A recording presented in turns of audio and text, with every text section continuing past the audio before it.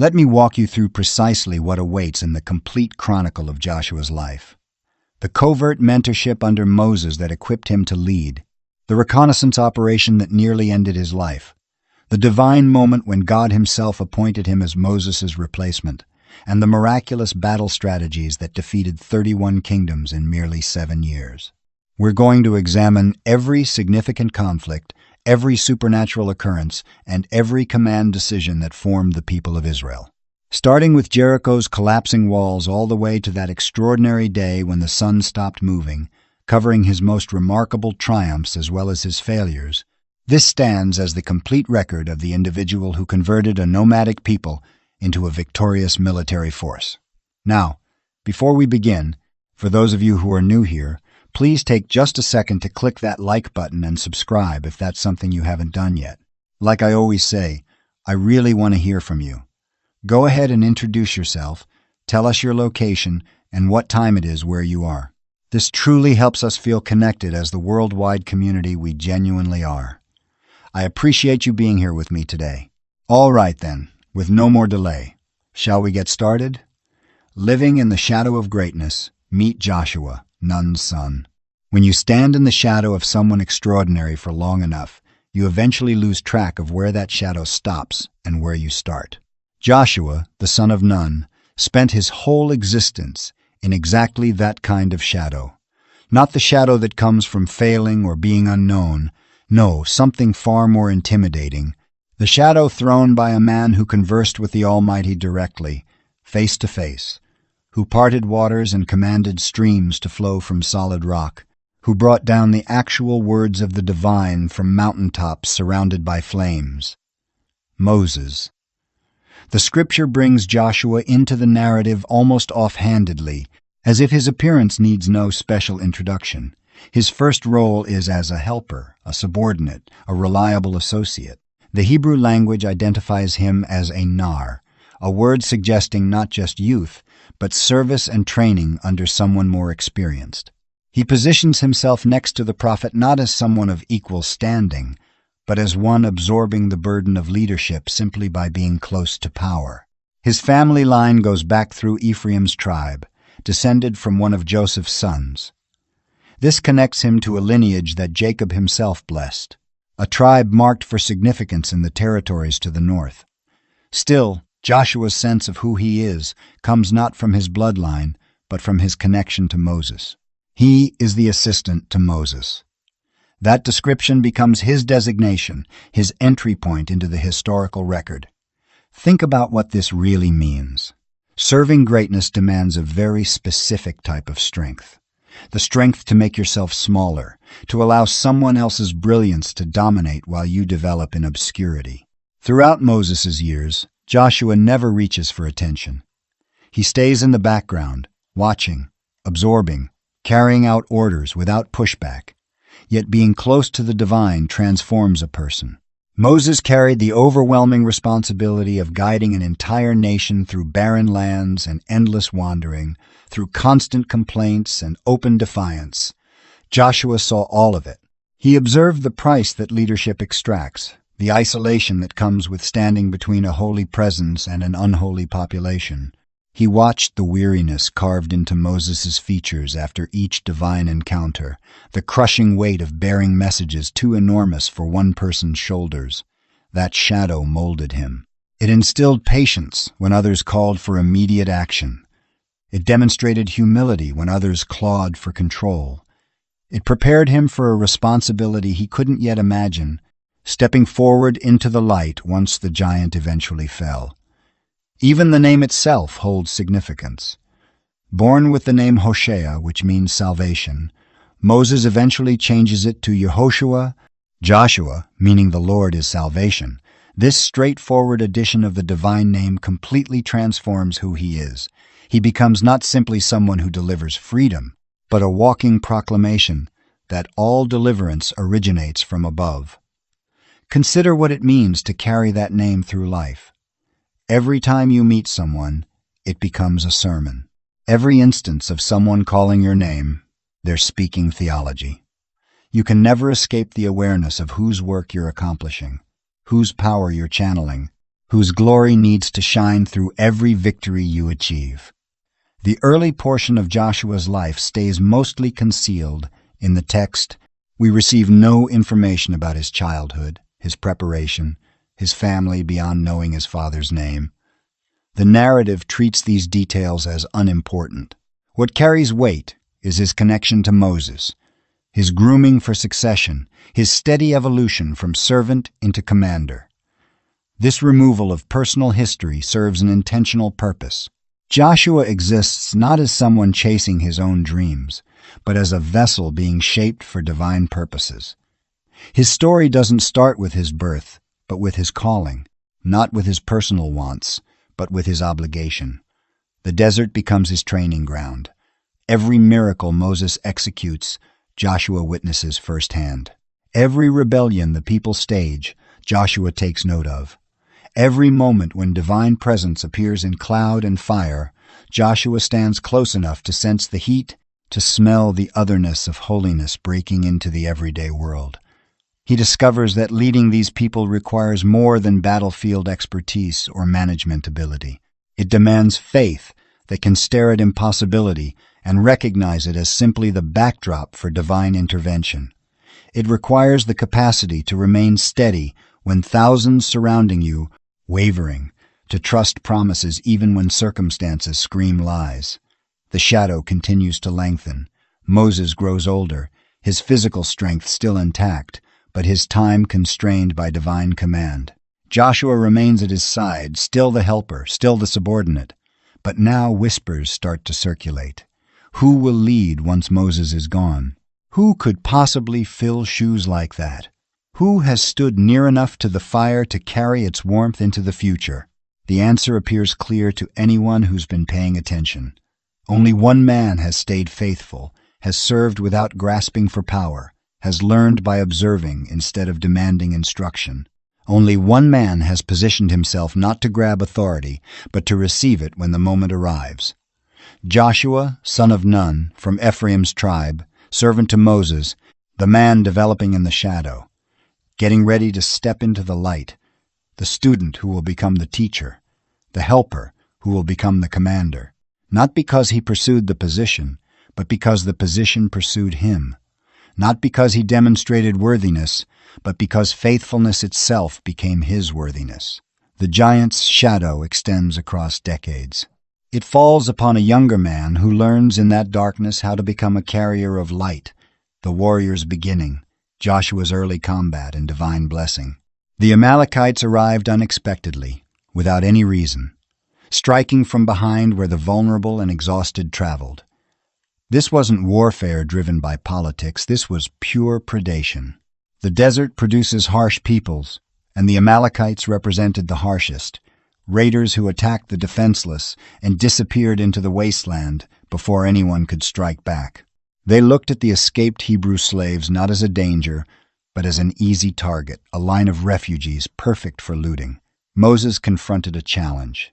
His people weren't warriors. They'd been makers of bricks, not fighters. They understood the burden of clay and straw, not weapons and shields. Yet here approached an enemy that grasped violence in its rawest form, quick, savage, effective. The prophet spoke one name, Joshua. The scripture provides no background for this selection. We get no record of Joshua's previous military training, no outline of his tactical understanding. Moses simply states, "Choose men for us and go out, fight against Amalek." The instruction assumes competence, implies trust, built through service performed out of sight. Joshua complied. He chose warriors from the population, arranged them into some kind of fighting formation, and took them out to engage the raiders at Rephidim. The setting carries meaning, close to the mountain where the divine presence had already shown itself, where Moses had struck stone to produce water. This terrain had seen miracles. Now it would see warfare. The combat itself proceeds with unusual choreography. Joshua confronts the enemy on the ground while Moses climbs a hill that overlooks the fighting. The elderly prophet lifts his hands, staff held firmly, arms raised toward heaven. As long as his hands stay elevated, the Hebrews succeed. When fatigue forces his arms downward, the Amalekites push forward. Think about what Joshua went through. Fighting on the ground, driving the assault, suddenly experiencing the momentum shift against him for no battlefield reason. His lines hold, his men fight bravely, yet something changes in the battle's flow. Then, without explanation, strength comes back. The enemy stumbles. Victory becomes achievable once more. Only afterward does he discover the truth. His success rested completely on an old man's arm staying raised.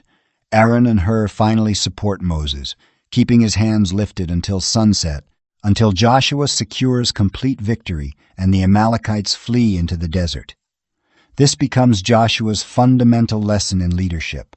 Your strength flows from above, not from within.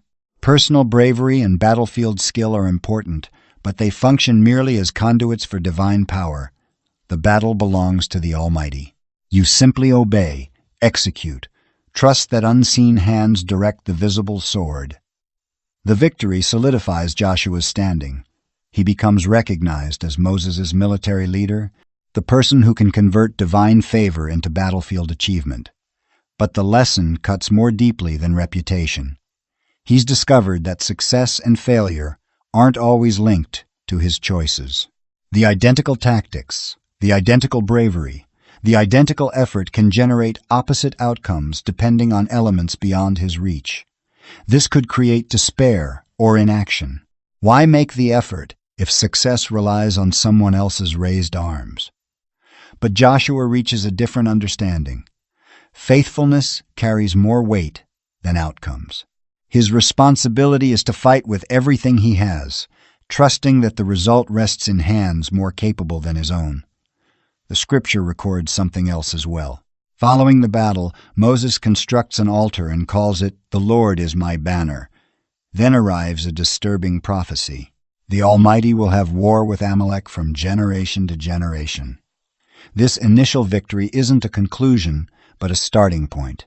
The opening engagement in a conflict that will span centuries.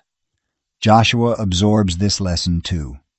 The victory at Rephidim, total as it appears, doesn't eliminate the problem. Amalek will come back. Other enemies will emerge. The warfare isn't a puzzle to be solved one time, but a condition to be navigated across time, demanding vigilance and faith in every generation. His purpose becomes clear.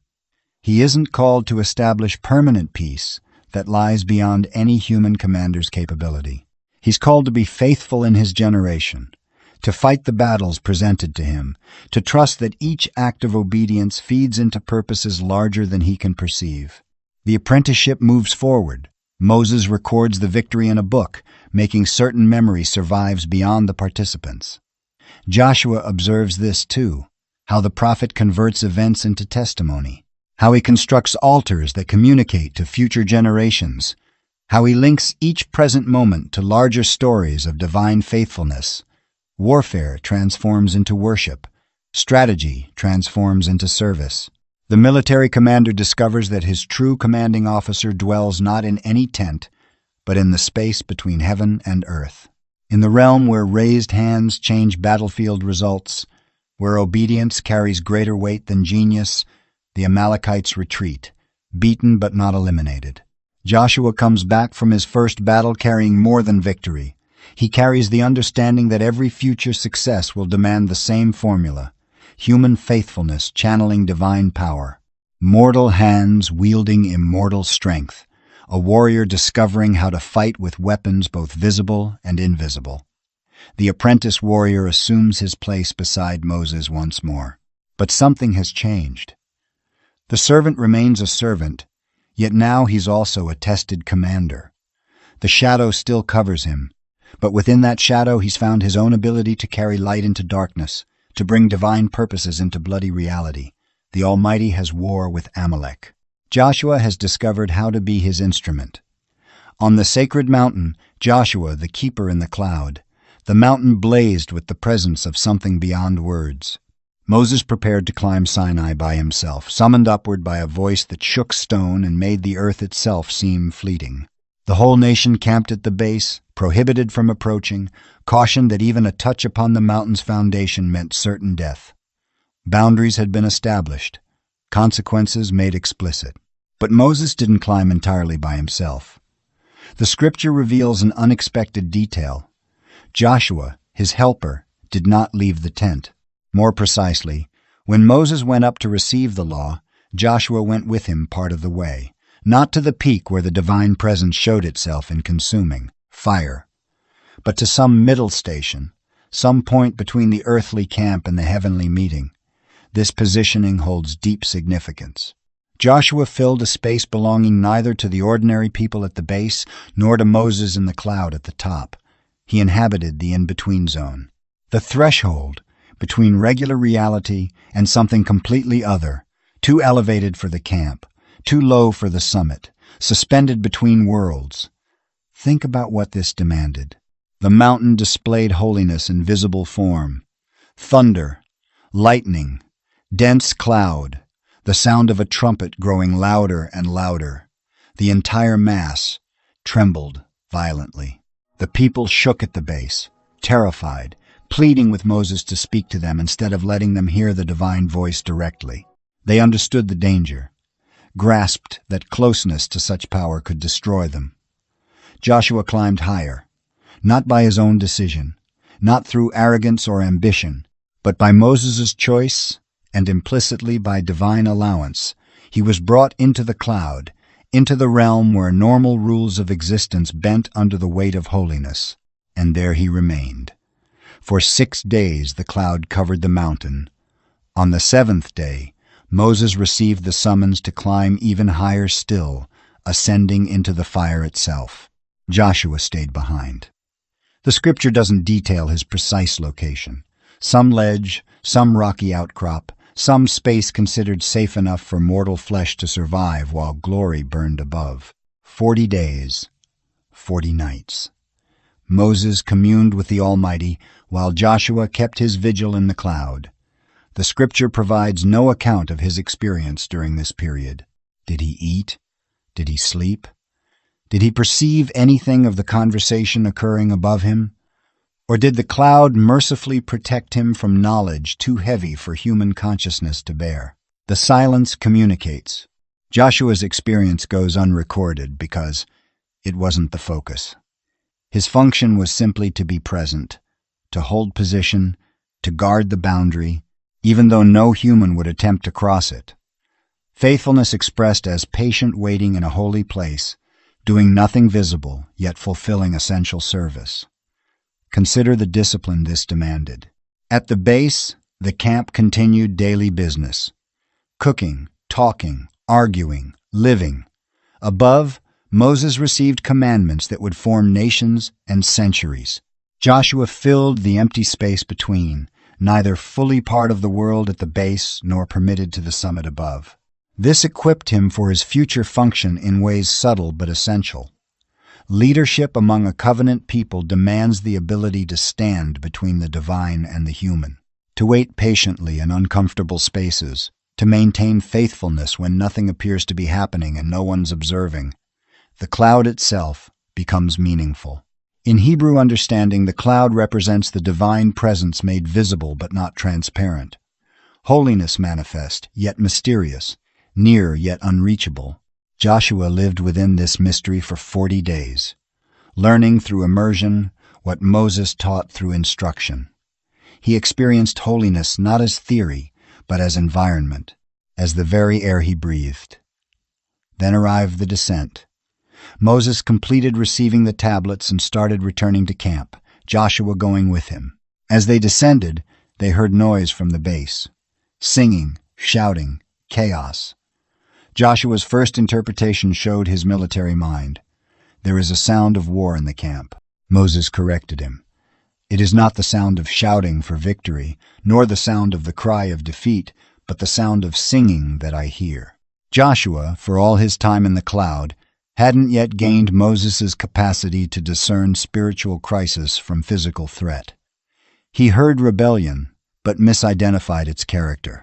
They came out from the cloud to find the golden calf. While Moses received the law above and Joshua waited in holy space, the people at the base had corrupted themselves, making an idol and proclaiming it their deliverer. The contrast couldn't be more stark. Transcendent holiness above, base idolatry at the base, and Joshua filling the space between, unaware of the catastrophe developing in the camp. This, too, taught him something crucial. Closeness to holiness doesn't automatically transfer to those you lead. Joshua could spend 40 days in the cloud, but the people at the base remained unchanged. Future leadership would demand more than personal spiritual experience. It would require constant vigilance, teaching, correction, and enforcement of boundaries. Joshua descended with Moses into the chaos. He'd entered the cloud as a helper. He emerged as something more, a man marked by closeness to holiness, who'd learned patience in in-between spaces, who discovered that leadership sometimes means simply holding position in uncomfortable territory while waiting for divine purposes to develop. The keeper in the cloud came back to the broken camp at the base. The mountain still blazed behind them, but ahead lay the harder work of forming a rebellious people into something capable of receiving the holiness they'd just rejected. The fear of the scouts, a minority voice of faith. The edge of promise appeared before them finally. After more than a year of traveling from bondage through desert, the people of the Almighty camped at Kadesh Barnea on Canaan's southern border. The land promised to their ancestors extended north. Rich, productive, flowing with abundance according to every divine assurance. Now arrived the time to take it. Moses chose 12 men, one from each tribe, to enter the land in secret and bring back intelligence. They received precise instructions. Evaluate the territory, the cities, the people, the strength of defenses. Determine if the inhabitants live in camps or fortified cities. Examine the soil, the vegetation. Bring back samples of the produce. Go, look, and report what you observe. Among the 12 walked Hoshea, son of Nun, representing Ephraim. Before sending them out, Moses renamed him from Hoshea, meaning salvation, to Yehoshua, the Lord is salvation. This small addition of the divine name transformed his identity at the exact moment he needed it most. He would need to remember whose salvation mattered in the days ahead. The 12 entered Canaan and spent 40 days exploring. They reached as far north as Rehob, traveling the length of the promised territory.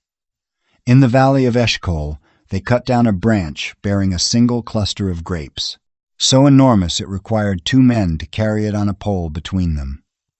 They collected pomegranates and figs, physical proof of the land's productivity. 40 days later, they came back to Kadesh Barnea. The whole congregation gathered to hear their report. The scouts displayed the fruits, evidence undeniable that the land produced abundance exactly as promised. Every claim about flowing milk and honey found visual confirmation in that grape cluster, in the richness of the harvest they carried back. Then came the evaluations. Yes, the scouts confirmed, the land flows with milk and honey. However, the word hung in the air like a blade. However, the people living there are strong. The cities are fortified and very large. More troubling still, they saw the descendants of Anak, giants, men of terrifying size and reputation. The report continued, listing dangers. Amalekites in the Negev, Hittites and Jebusites and Amorites in the hill country, Canaanites along the coast and the Jordan. Every direction held enemies. Every territory sheltered peoples known for strength and ferocity. 10 of the 12 scouts reached the same conclusion. We are not able to go up against the people, for they are stronger than we. The evaluation seemed reasonable, even obvious. They'd seen the fortifications, measured the opposition, calculated the odds. Simple military logic produced an unavoidable conclusion. Conquest was impossible. But the 10 went further. They circulated a bad report among the people, transforming objective evaluation into demoralizing propaganda. The land devours its inhabitants, they claimed. Everyone we saw there were men of great size. We saw the Nephilim there, the sons of Anak come from the Nephilim, and we seem like grasshoppers in our own sight, and so we seemed to them.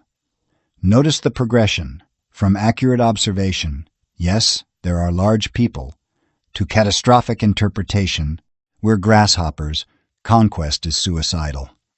The scouts went in as intelligence gatherers and returned as prophets of doom, their fear infecting their report until fact and terror became indistinguishable. Two voices spoke differently. Caleb silenced the people before Moses and stated, "Let us go up at once and occupy it, for we are well able to overcome it." Joshua stood with him. These two alone among the 12 issued a minority report, grounded not in denying the dangers, but in remembering the promises. The contrast reveals everything. All 12 saw the same cities, the same giants, the same fortifications. All 12 carried back the same evidence of abundance. But 10 focused on obstacles, while 2 focused on the one who'd promised the land. 10 calculated human probability, while 2 remembered divine capability. The congregation sided with the 10. Fear spreads faster than faith. Soon the entire camp was weeping, wailing, muttering rebellion. Would that we had died in the land of bondage, or would that we had perished in this wilderness. They started discussing the appointment of a new leader to take them back to servitude in the land of their former oppression. Joshua and Caleb tore their clothes, a gesture of grief and horror. They addressed the congregation with desperate urgency. "The land which we passed through to spy it out is an exceedingly good land. If the Lord delights in us, He will bring us into this land and give it to us, a land flowing with milk and honey. Only do not rebel against the Lord, and do not fear the people of the land, for they are bread for us. Their protection is removed from them, and the Lord is with us. Do not fear them." The argument came down to one question: whom do you believe? The evidence of fortifications, or the word of promise? The size of giants, or the presence of the Almighty? Human calculation, or divine declaration? The congregation responded by discussing how to stone Joshua and Caleb. The minority report nearly cost them their lives. Only the sudden appearance of divine glory at the tent of meeting prevented their execution. What followed was judgment. The 10 scouts who circulated the bad report faced immediate death. The entire generation of fighting men, all those counted in the census, received sentence. They would wander in the desert 40 years, 1 year for each day of spying, until their bodies fell in the wasteland. None would enter the promised land except Joshua and Caleb, the 2 who trusted despite what they'd seen. Joshua watched an entire generation receive their doom. The people who'd witnessed the plagues, who'd walked through the sea on dry ground, who'd seen the mountain burn with holiness, all condemned to slow death in the desert. Their fear cost them everything. He learned something stark. Seeing miracles doesn't guarantee faith. You can witness the impossible made possible and still choose fear when the next challenge appears. The congregation had seen wonders, but when giants loomed, wonders meant nothing. Grasshopper thinking prevailed. Joshua survived because he'd learned to see differently. Not denying reality, but interpreting it through promise rather than probability. The giants were real. The fortifications were formidable. Conquest would be bloody. All true. Yet none of it mattered compared to one simple fact. The Almighty had promised them the land. The minority report became the true report. But it would take 40 years and an entire generation's passing before anyone else would be ready to believe it. 40 years in the desert. The silent shaping. The desert doesn't announce its lessons. It grinds them into you day by day until endurance becomes identity. Joshua watched an entire generation age and fade around him. The sentence was clear. 40 years of wandering, 1 year for each day the scouts had explored Canaan. Everyone who'd been counted in the census, all the men 20 years and older who'd stood at Kadesh Barnea and chosen fear over faith, none would enter the promised land. Their bodies would fall in the wasteland, scattered across decades of slow dissolution. But Joshua survived. He and Caleb, alone among their generation, received exemption from the judgment. They would live through the dying, witness the long parade of funerals, outlast the very people they tried to save with their minority report. Their reward for faithfulness looked like watching everyone they knew slowly disappear. The scripture provides almost nothing about these 40 years. A few incidents break the silence: rebellions, plagues, confrontations with neighboring peoples. But mostly we find absence, a great gap in the narrative where Joshua's middle years should be. He enters the desert at roughly 40 years old and emerges nearing 80. But the decades between vanish into silence. This silence itself teaches something. Not everything worth doing makes for dramatic storytelling. Sometimes formation happens in the empty spaces, the repetitive days that blend into seasons that blur into years. Joshua's character wasn't forged in spectacular moments, but in the slow accumulation of faithful responses to mundane challenges. Consider what he witnessed. Every funeral reinforced the price of disobedience. The consequences of choosing fear. Men he'd fought beside at Rephidim, companions from the journey out of bondage, they aged, weakened, and returned to dust without seeing promise fulfilled. The desert became a vast cemetery, unmarked graves scattered across its desolation. But he also saw something else: a new generation growing up. The children who'd been too young to be counted at Kadesh Barnea matured into adults who'd never known servitude, who'd been born into freedom, who learned from their parents' failure rather than repeating it. These would be the ones Joshua led across the Jordan. Not the fearful grasshopper thinkers, but their children, forged in desert and ready for conquest. Joshua's function shifted during these years. As Moses' generation diminished, Joshua became a bridge figure. Old enough to remember the plagues and the sea crossing, young enough to relate to those born during the wandering. He embodied continuity, connecting promise to fulfillment across a gap measured in graves. He watched Moses, too.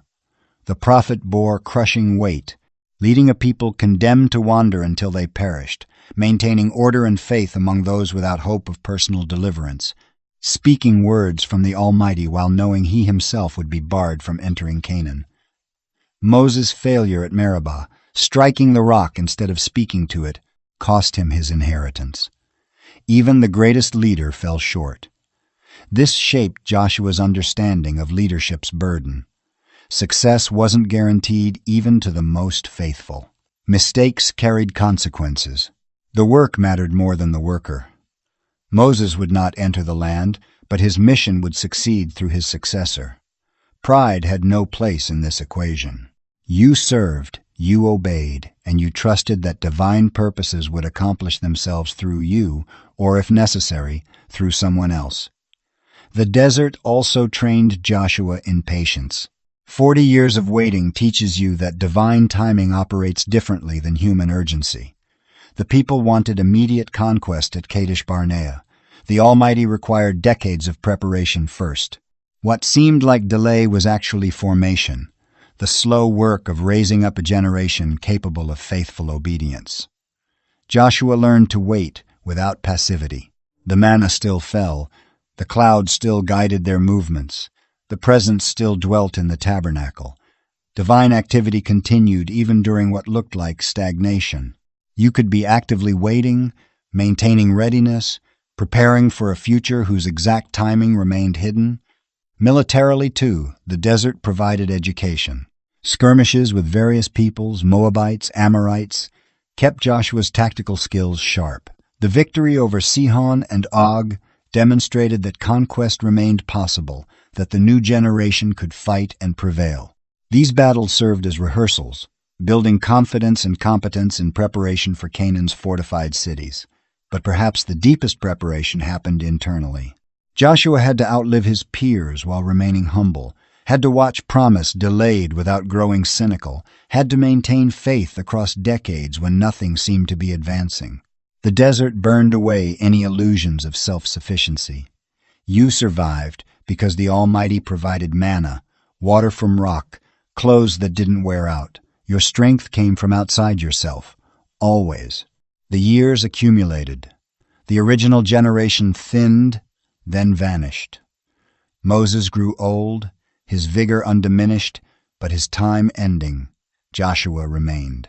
not because he was stronger or wiser than those who'd fallen, but because faithfulness mattered more than ability. He'd given the right report at Kadesh Barnea. That single act of trust purchased 40 years of purpose. As the wandering drew toward its close, as the people prepared to approach Canaan's border once more, Joshua stood as one of the last living connections to the generation that had escaped servitude. He remembered the sea crossing. He'd been there when the mountain burned. He'd watched the golden calf and its consequences. He carried memory forward into the future. The desert released him, transformed. Not harder exactly, but refined. The impurities of youth burned away.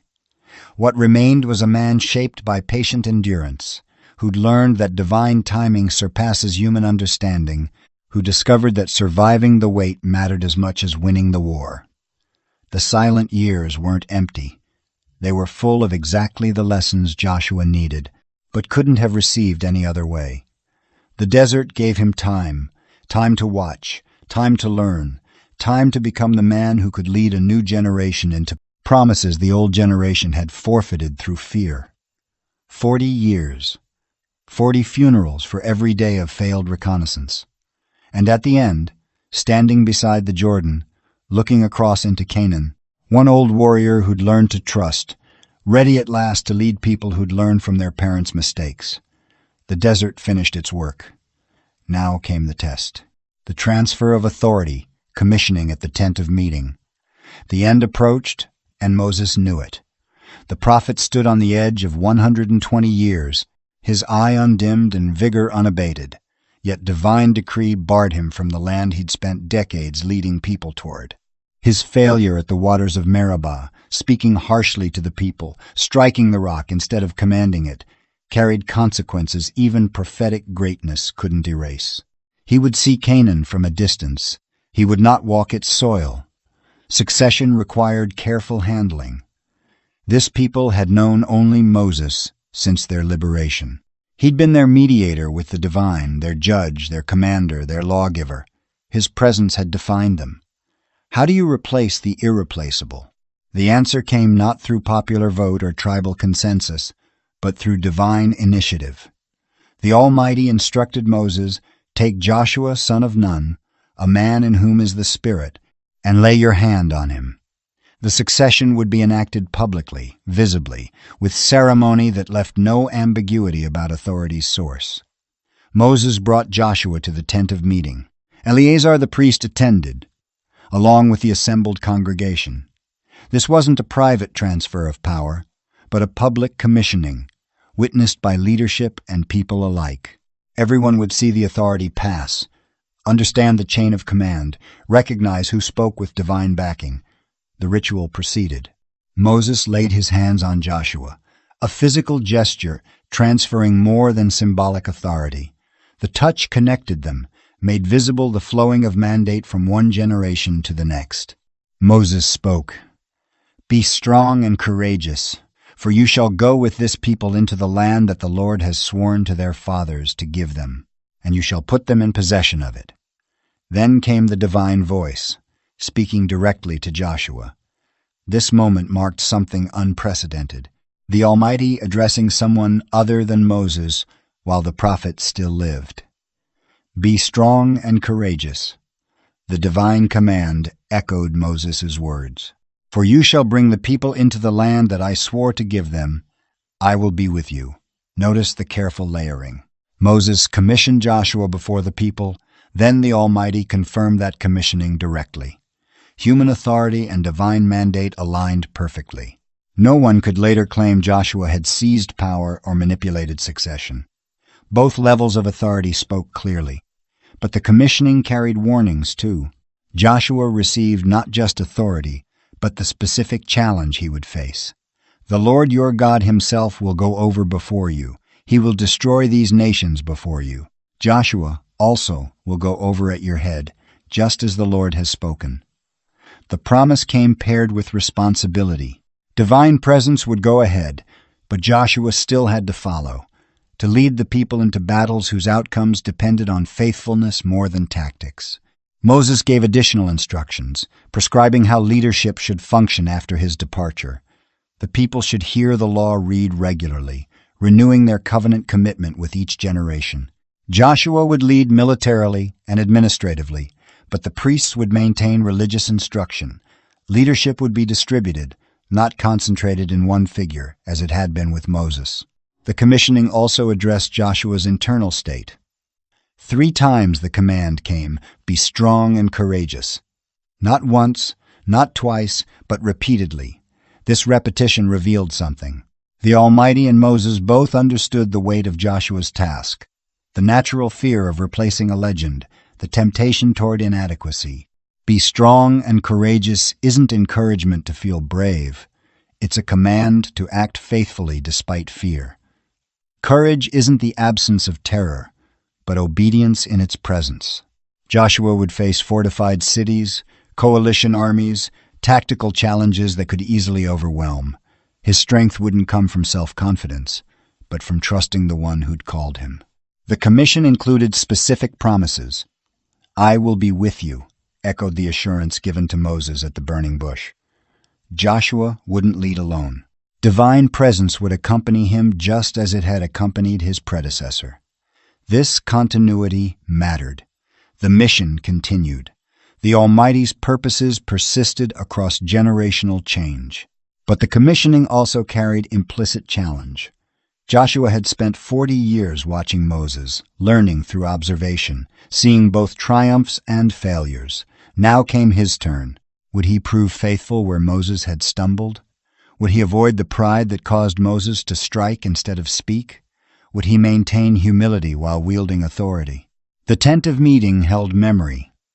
This was where Moses had spoken with the divine presence face to face, where the cloud descended, where Joshua himself had stood guard during Moses' mountain ascent. Now this same space witnessed Joshua's formal elevation. The location linked past to future reminded everyone that the mission transcended individuals. Moses finished the commissioning by writing the law in a book and commanding the Levites to place it beside the Ark of the Covenant. "Take this book of the law and put it by the side of the Ark of the Covenant of the Lord your God, that it may be there for a witness against you." Even Moses' greatest work, the law itself, would become testimony against the people if they proved unfaithful. This, too, instructed Joshua. Success meant more than military conquest. It required maintaining covenant faithfulness, ensuring the people obeyed the commands they'd received. Victory in battle mattered less than victory over idolatry, compromise, corruption. The true battle was always spiritual. The ceremony concluded. Joshua stood before the people no longer as Moses' helper, but as Moses' successor. The hand had been laid, the words spoken, the authority transferred. Soon Moses would climb Mount Nebo, gaze across Jordan at the land he'd never enter, and die according to divine timing. But Joshua would remain. Joshua would cross. Joshua would lead. Not because he'd sought the role, not because he felt adequate, but because the Almighty had called him and commissioned him and promised to be with him. The mantle had passed. The apprenticeship had ended. Now came the work. The Jordan crossing, the Jordan River halts. The Jordan River swelled beyond its banks, a churning barrier between desert and promise. Joshua stood at the edge with an entire nation camped behind him, several 100,000 people looking to him for direction, waiting for the commander to accomplish something impossible. The river raged at flood stage, fed by spring rains and snowmelt from the northern mountains. Crossing wasn't simply difficult, it was suicidal. This was Joshua's first test as Moses' successor. The people had mourned the prophet for 30 days. They'd seen him climb Nebo and disappear into divine presence. Now they faced the reality of new leadership, and that leadership confronted an obstacle that made military strategy irrelevant. You can't outflank geography. But Joshua had learned at Kadesh Barnea to interpret impossibility through promise rather than probability. 40 years earlier, the scouts had seen fortifications and giants and declared conquest impossible. Joshua had stood with Caleb and declared it possible because the Almighty had promised. Now, looking at the swollen Jordan, he applied the same logic. The command came, prepare to cross. In 3 days, The people would pass over the Jordan into the land the Almighty was giving them. No explanation of method, no engineering solution, just the declaration that crossing would happen because divine purposes demanded it. Joshua issued specific instructions. The priests carrying the Ark of the Covenant would lead. They would step into the Jordan's waters while the river still raged. The entire nation would follow, maintaining distance behind the Ark, about 2,000 cubits, roughly 1,000 yards, so everyone could see the sacred object leading them. The arrangement mattered. The Ark represented divine presence dwelling among them. It led not because priests were expendable, but because the Almighty Himself would go first, cutting the path. Human leadership followed divine initiative, Joshua commanded, but the Ark led. The order of march made theology visible. On the appointed day, the priests lifted the Ark and approached the riverbank. The people broke camp, forming into tribal units, preparing to move. Everything depended on what happened next. If the priests stepped in and drowned, if the river swept them away, Joshua's authority would drown with them. The entire nation would witness his first major command, producing catastrophe. The priests reached the Jordan's edge. They stepped into the water, feet meeting the muddy current, and the river stopped. Upstream at Adam, a city near Zarethan, the waters heaped up, rising in a standing wall. Downstream toward the salt sea, the flow cut off completely. The riverbed between opened, revealing mud and stone. The barrier that had seemed impassable simply ceased. The priests carrying the Ark moved forward, walking out to the river's center. There they stood, planted on dry ground, holding position while the entire nation crossed. Tribe after tribe passed the priests, walked through the Jordan's bed, emerged on Canaan's western bank. The impossible crossing became mundane reality. Families with children, livestock, wagons, all processing through what had been raging water moments before. Think about the priest's experience. Standing in the river's midst, feeling the ground solid beneath their feet, watching thousands upon thousands file past. The miracle depended on their sustained obedience, staying in position, maintaining their burden, trusting that the waters wouldn't suddenly release and sweep them away. They couldn't abandon post or seek safety. They were the anchors holding space for an entire people's transition. Joshua orchestrated more than a crossing. He created a testimony. Before the people entered the Jordan, he'd selected 12 men, one from each tribe, and given them specific instructions. As they crossed, each would take a stone from the riverbed, from the exact spot where the priests stood. These 12 stones would become memorial, proof that the crossing had happened, evidence for future generations. The people crossed. The stones were taken. Then Joshua commanded something additional. He set up 12 stones in the Jordan itself, at the place where the priests stood. These would remain submerged after the waters returned. Invisible testimony beneath the surface, known only to those who'd witnessed the miracle. When the last person reached the western bank, when the entire nation stood in Canaan, Joshua gave the final command. The priests carrying the Ark came up from the Jordan. As soon as their feet touched dry land, as soon as the Ark left the riverbed, the waters returned. The Jordan resumed its flood stage surge as though nothing had interrupted its flow. The timing couldn't be coincidental. The water stopped when priests carrying divine presence stepped in. It returned when they stepped out. The miracle responded to their movement, to the Ark's position. Geography submitted to holiness. Nature yielded to covenant purposes. The impossible bowed before the Almighty's will made tangible in wood and gold. Joshua erected the 12 stones at Gilgal, their first camp in Canaan. He addressed the people, "When your children ask in time to come, 'What do these stones mean?' Then you shall let your children know, 'Here we crossed over the Jordan on dry ground. For the Lord your God dried up the waters of the Jordan for you until you passed over, as the Lord your God did to the Red Sea, which he dried up for us until we passed over, so that all the peoples of the earth may know that the hand of the Lord is mighty." Notice the parallel Joshua drew. The Jordan crossing echoed the Red Sea miracle that began their journey.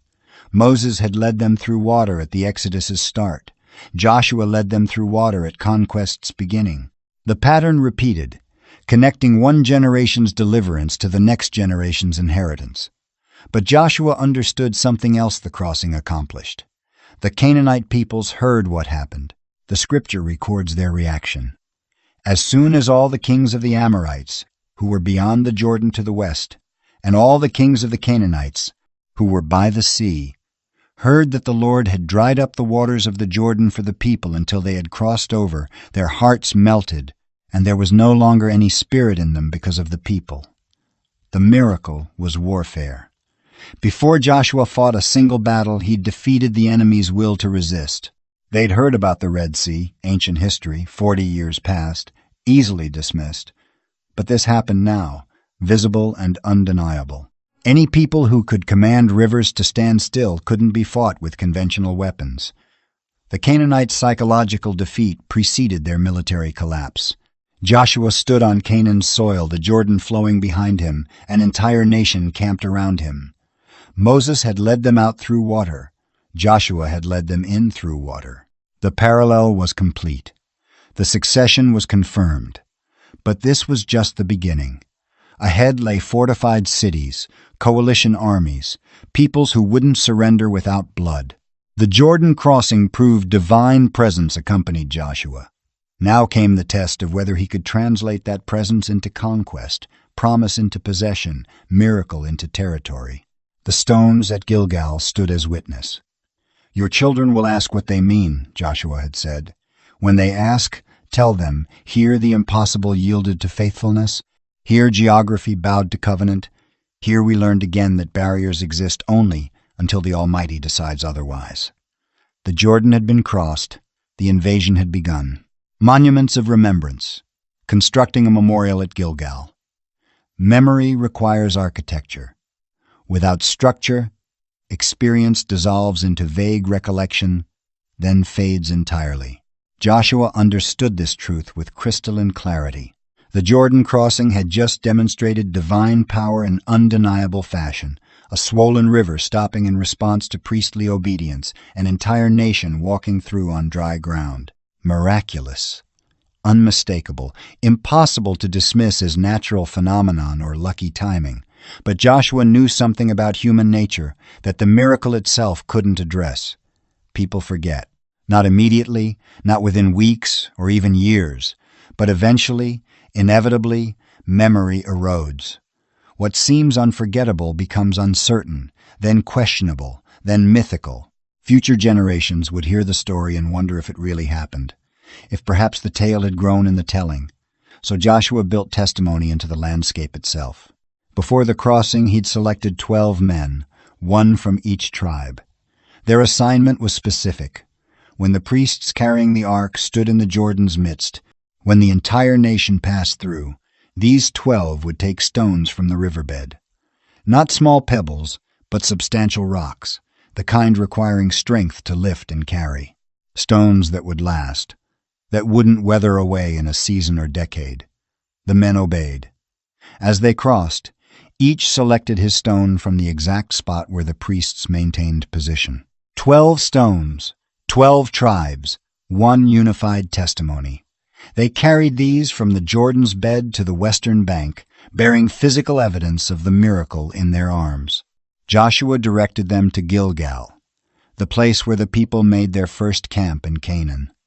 There, under his supervision, they erected the stones into a memorial. The scripture doesn't specify exact configuration, perhaps arranged in a circle, perhaps stacked as a cairn, perhaps simply positioned in deliberate formation. The arrangement mattered less than the permanence. But Joshua didn't stop with construction. He provided interpretation, gave the stones meaning beyond their material presence. He addressed the people directly. "When your children ask in time to come, 'What do these stones mean?' then you shall let your children know, 'Here we crossed over the Jordan on dry ground. For the Lord your God dried up the waters of the Jordan for you until you passed over.'" Notice the pedagogical strategy. Joshua anticipated the question children would ask. Visible, unexplained monuments provoke curiosity. Children see stones arranged deliberately and wonder why. The strangeness itself becomes teaching opportunity. The stones create questions that require parents to tell the story. This represents memory passed down through generations. Those who actually crossed the river wouldn't require stones to help them recall what happened. They had witnessed the miracle with their own eyes. Their children, however, born on Canaan's soil, would lack any direct memory of the event. And the children of their children would remember even less than that. Within just 3 generations, everyone who saw it firsthand would be gone. The stones, though, would still be there. They would demand an explanation. They would force every new generation to wrestle with the testimony their ancestors left behind. Joshua drew a very explicit connection.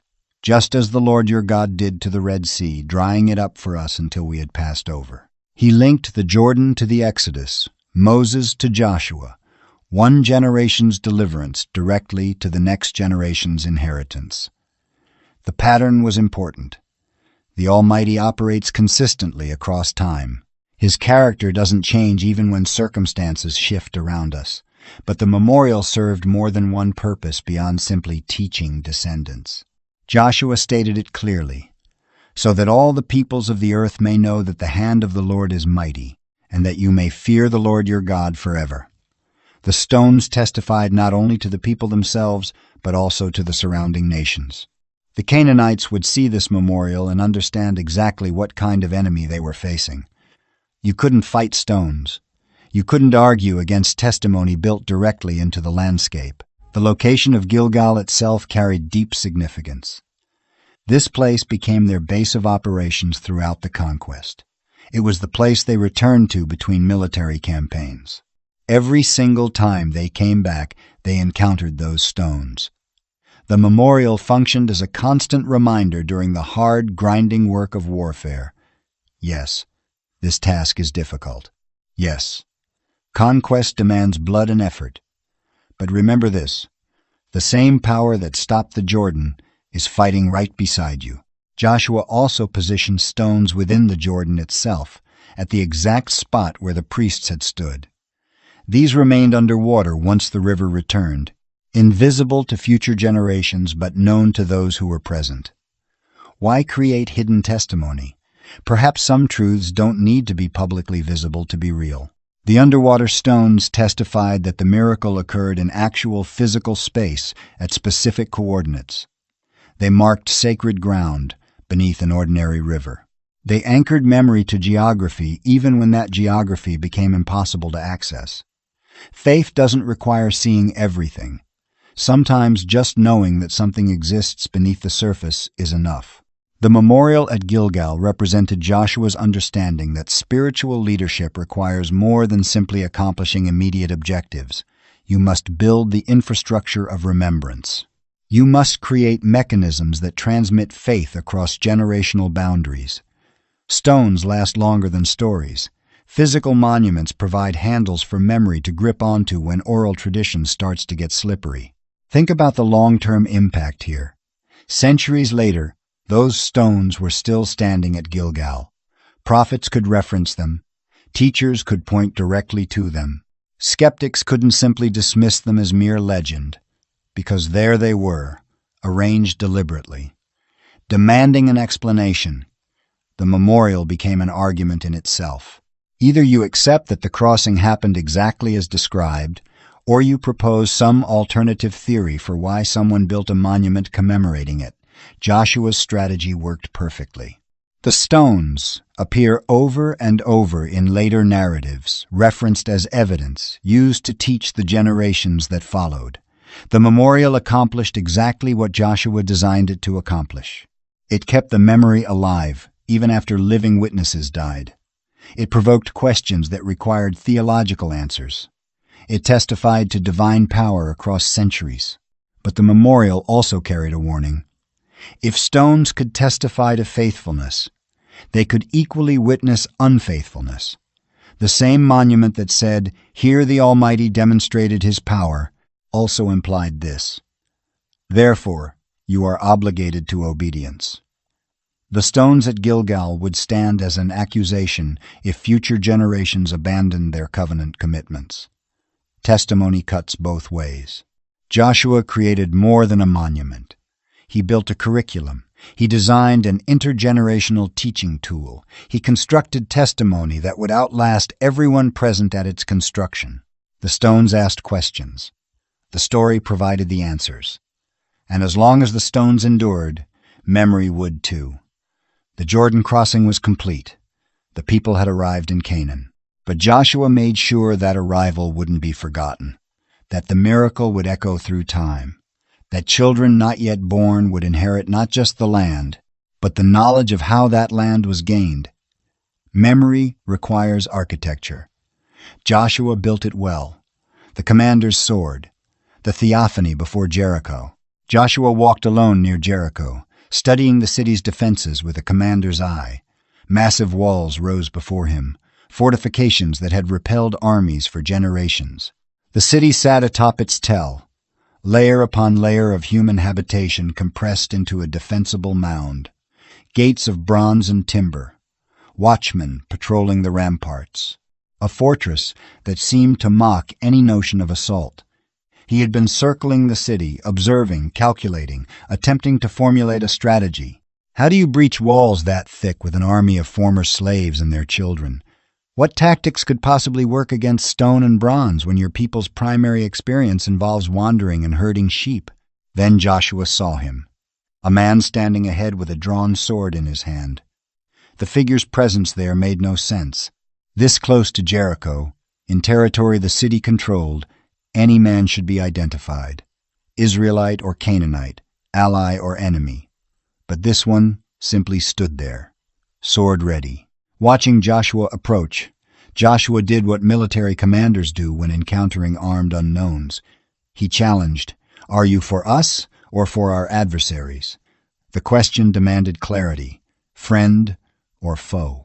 Simple binary. State your allegiance. The answer shattered Joshua's categories. No. Not, I'm with you. Not, I oppose you. Just, no. A refusal to accept the framework of the question itself.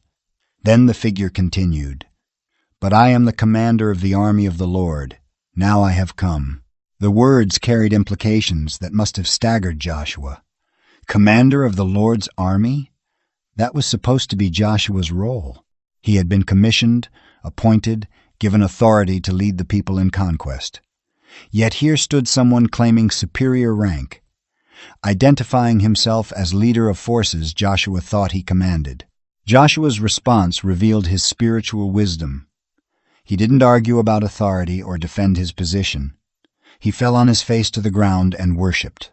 Then he asked, "What does my Lord say to his servant?" The posture said everything. Joshua recognized he had encountered something beyond human, something that demanded submission rather than negotiation. The question, "What does my Lord say to his servant?" repositioned Joshua from commander to subordinate, from leader to follower. The figure gave a simple command. "Take off your sandals from your feet, for the place where you are standing is holy." The instruction echoed the burning bush, when Moses encountered divine presence and received an identical command. Remove your sandals. Acknowledge holy ground. Recognize you stand before something that makes location itself sacred through presence alone. Joshua obeyed. The text offers no additional details about the conversation. We aren't told what specific instructions the commander of the Lord's army gave, what tactical advice he provided, what strategy he recommended.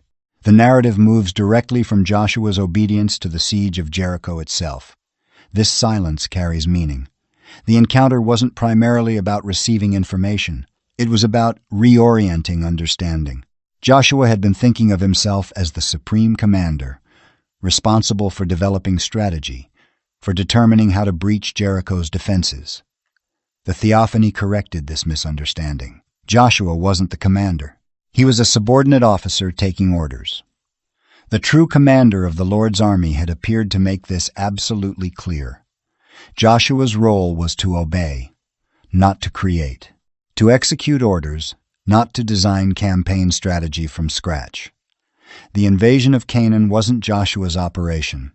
It was a divine campaign in which Joshua had the privilege of participating. The figure's identity has sparked theological debate across centuries. Was this an angel? The pre-incarnate Christ? A manifestation of divine presence? The text doesn't clarify, but certain details suggest this was more than a mere angelic messenger. Joshua worshipped, and the figure accepted worship, something angels typically refuse. The ground became holy through his presence. He identified himself as commander of the Lord's army, speaking with authority that allowed no challenge. Whatever his precise identity, his effect was unmistakable. He repositioned Joshua from protagonist to supporting character in a larger narrative. The conquest wasn't about Joshua's tactical brilliance or military genius. It was about divine power working through willing human instrumentality. Consider the timing. This encounter happened before Jericho's siege, at the moment when Joshua most needed strategic clarity. Facing his first major city assault, responsible for leading an inexperienced army against formidable fortifications, Joshua needed to know, am I alone in this? Or does power beyond my own fight beside me? The commander's appearance answered that question decisively. You're not alone. You're not even primarily responsible. The army you think you command actually belongs to someone else. Your task is to follow orders. Trust the strategy given. Obey even when instructions seem absurd. This prepared Joshua for what came next. The bizarre tactics for taking Jericho: march around the city silently for 6 days. On the 7th day, circle it 7 times. Then shout. No siege engines, no assault ladders, no conventional military approach, just walking and shouting. Absurd. Militarily nonsensical. But if you've just encountered the commander of the Lord's army, if you've been reminded that this campaign belongs to him, if you've repositioned yourself as servant rather than master, then bizarre tactics become opportunities for obedience rather than occasions for doubt.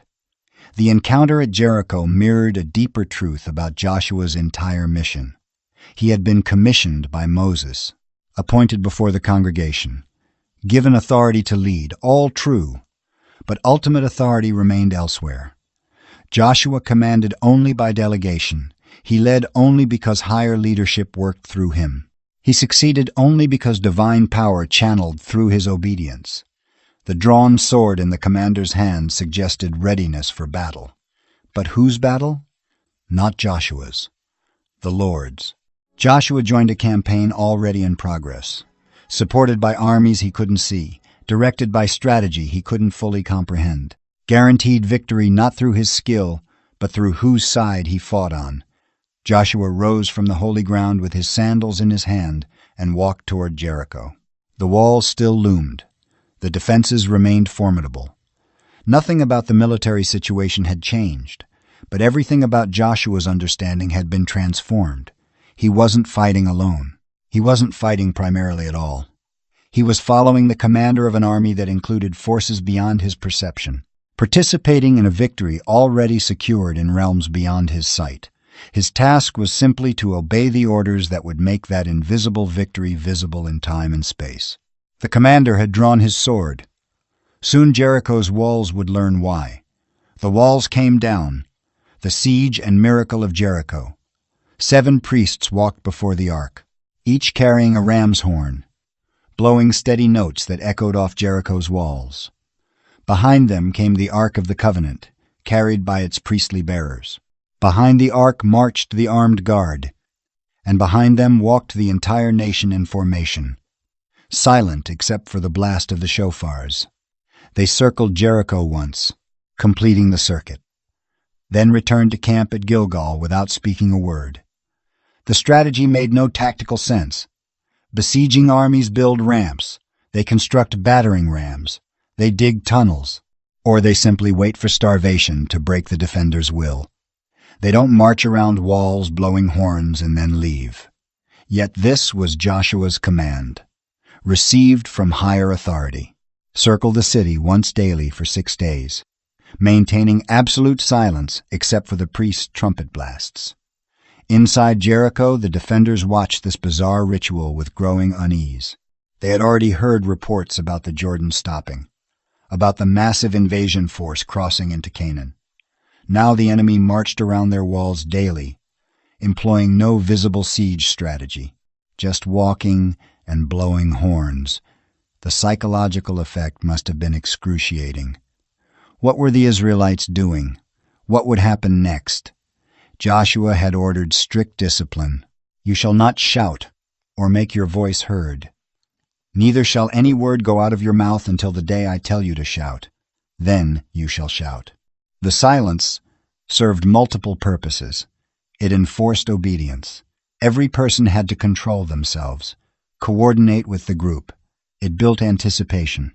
It created an eerie atmosphere that amplified the shofar blasts. And it demonstrated that this operation followed a script, not improvisation. Day 2, the same procedure. Circle once. Horns blowing. Complete silence otherwise. Return to camp. No escalation, no variation, just repetition. Day 3, again. The routine became ritual. The military operation transformed into ceremony. But ceremony with a purpose. Each circuit reinforcing the lesson. Victory here wouldn't come through conventional means. Day 4, 5, 6. Each day identical. The defenders atop Jericho's walls grew familiar with the pattern. Perhaps they began to relax, to dismiss the Israelites as engaging in meaningless religious exercise. Perhaps they laughed. Perhaps they felt their walls more secure with each day that passed without actual assault. Then came day 7. This day broke the pattern. The procession formed as usual. Armed guard, priests with trumpets, ark, rear guard, the people. But instead of circling once and departing, they circled twice, then 3 times. The repetition continued without explanation. 4, 5, 6, 7 times they circled Jericho, the priests' horns blowing continuously. On the 7th circuit, as they completed the 7th lap around the city, Joshua gave the command, "Shout, for the Lord has given you the city." The silence shattered. Several 100,000 voices erupted simultaneously in a coordinated shout, a sound that must have been physically stunning in its volume and intensity, and at that moment Jericho's walls collapsed. The text offers no naturalistic explanation, not undermined by tunneling, not weakened by earthquake, not breached by rams, just the walls fell down flat.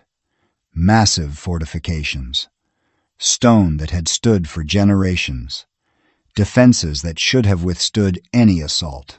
They simply fell. The impossible happened because the commander of the Lord's army had ordered it, and Joshua had obeyed the absurd strategy given. The collapse opened Jericho to total assault. Joshua's command was explicit and terrible. Devote the city to destruction. All living things, men, women, children, livestock, everything must be devoted. This was Herem, the covenant practice of total dedication to the divine. Nothing could be taken for personal use. No plunder, no spoils, no slaves. Everything belonged to the Almighty, and that which belonged to Him would be consumed. The Israelites poured into Jericho through the fallen walls. The battle was swift and complete. The population faced total destruction, with only one exception: Rahab the prostitute and her household, who had hidden the Israelite spies during reconnaissance and extracted an oath of protection. Her family alone survived.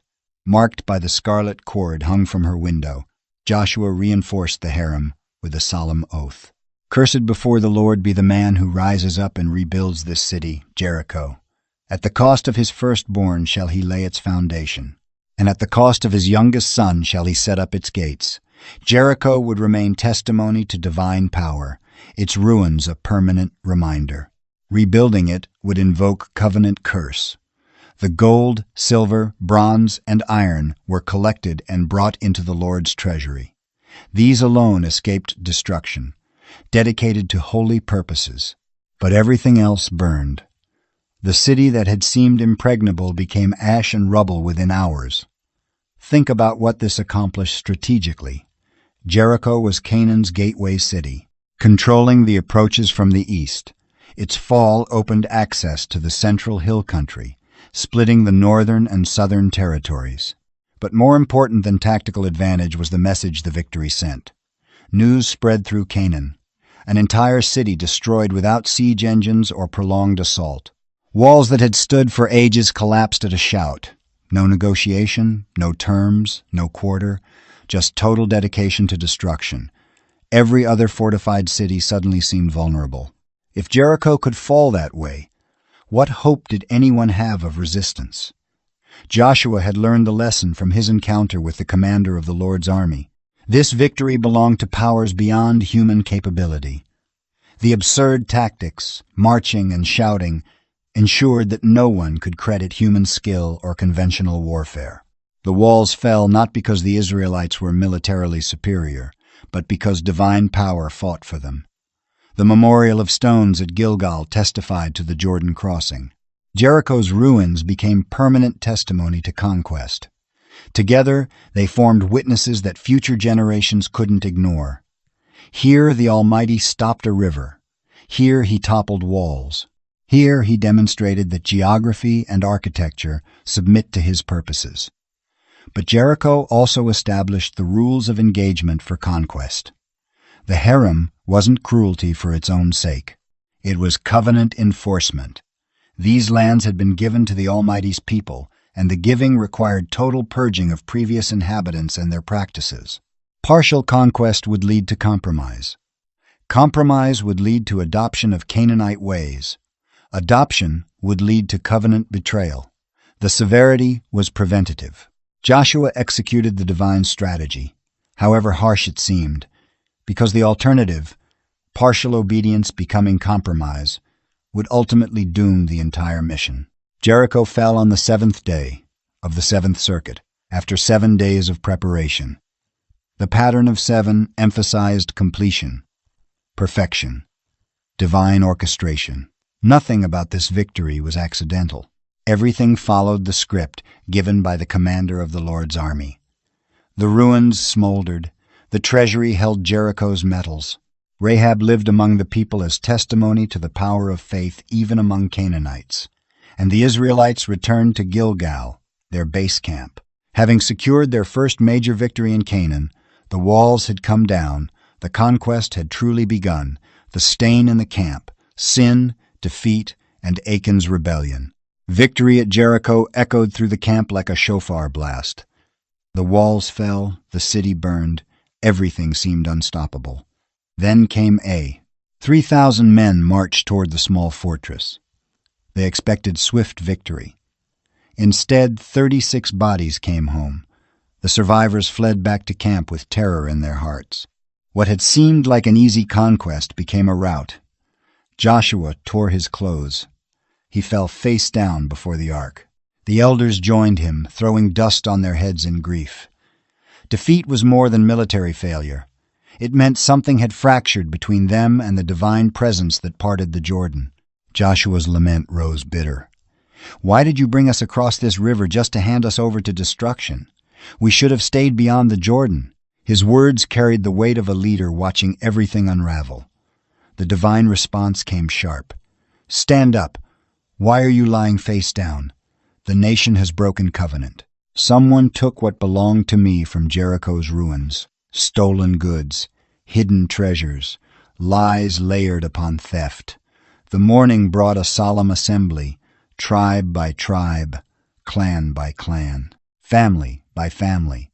The lots fell. The process moved like a narrowing noose. First Judah, then the Zerahites, then the household of Zabdi. Finally, a single name emerged, Achan, son of Carmi. Joshua addressed him gently despite everything. My son, give glory to the Lord. Tell me what you have done. Do not hide it. The confession spilled out. I have acted against the Lord. When I saw a beautiful robe from Babylon among the plunder, I wanted it. 200 shekels of silver gleamed in the rubble. A bar of gold weighing 50 shekels. I coveted them. I took them. I buried them beneath my tent, with the silver deepest down. Messengers ran to his dwelling. They found everything exactly as described. The forbidden treasures, hidden in the earth like a shameful secret. They brought the items before the entire assembly, spreading them on the ground in plain view. The sight confirmed what everyone feared. One person's desire had brought disaster on thousands. The hidden things from Jericho, devoted entirely to destruction or to the Lord's treasury, had been claimed for personal gain. The covenant stipulated absolute obedience. Jericho was the first fruits of conquest, belonging wholly to the divine claim on Canaan. Joshua and the people took Achan to the valley of Achor. His silver went with him, his gold, his robe, his sons and daughters, his oxen and donkeys, his tent and everything he possessed. The community understood corporate responsibility. One person's transgression had threatened everyone. The hidden sin needed exposure.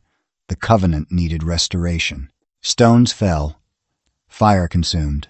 A heap marked the spot. The place received its name that day, Valley of Achor, Valley of Trouble. It stood as testimony that concealed rebellion brings catastrophe. What seemed like a private decision, taking a few items from ruins no one would miss, had rippled outward into communal disaster.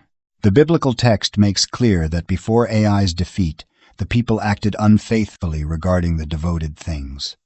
Though only one man reached into the ash and plunder, the entire nation bore the consequence. 36 warriors who knew nothing of Achan's hidden cache paid with their lives on Ai's slopes. The pattern revealed itself with terrible clarity. Achan saw. He coveted. He took. He hid. Each step led to the next, a progression from desire through action to concealment. The eye became the entry point for sin. The heart nurtured the wanting. The hand executed the theft. The earth became an accomplice in hiding evidence. What stands out is not just the severity of the judgment, but its purpose. The community needed purification before moving forward. The Lord's anger burned not merely against one person, but against the entire people, until the devoted things were removed. The covenant relationship required holiness. Compromise in this regard meant vulnerability before enemies. Joshua's response showed leadership under crisis. He didn't minimize the situation or make excuses. He didn't hide what happened. Instead, he led the community through the painful process of identifying and removing the source of defilement. The lots weren't random. They revealed what needed revealing. The story carries weight beyond its immediate context. It shows that private sins have public consequences. It demonstrates that what we hide still affects those around us. It reveals that covenant community means shared responsibility. When one member compromises, everyone suffers. The Valley of Achor became a landmark. Generations later, prophets would reference it. The heap of stones remained. The name endured. It served as perpetual reminder that faithfulness matters. That obedience carries weight. That hidden things eventually surface.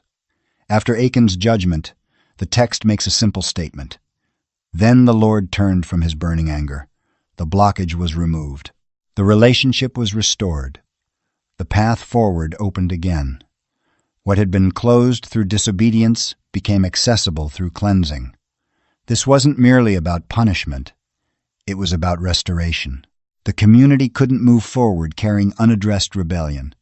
The conquest required holiness. The presence required purity. The promise required obedience. Achan's removal wasn't vindictive. It was surgical, necessary for the body's health. The 36 who fell at Ai didn't die for their own sins. They died because corporate unfaithfulness made the community vulnerable. Their losses underscored a crucial reality. We're connected. Our choices ripple outward. Our compromises affect others. Our hidden actions have visible consequences. The ambush at Ai. Tactical brilliance and total victory. Morning came with new instructions. Do not fear. Take all your fighting men and rise against Ai. I have given you the king, his people, his city, and his land. This time, different parameters applied. You may keep the plunder and livestock for yourselves. Where Jericho demanded total devotion to destruction, Ai's wealth could be claimed. What Achan reached for in disobedience would now come through obedience. One more directive followed. Set an ambush behind the city. Joshua selected 30,000 warriors. Under darkness, they moved into position west of Ai, settling between Bethel and the target city. Their instructions were precise. Hide close to the city. Stay ready. Wait for the signal.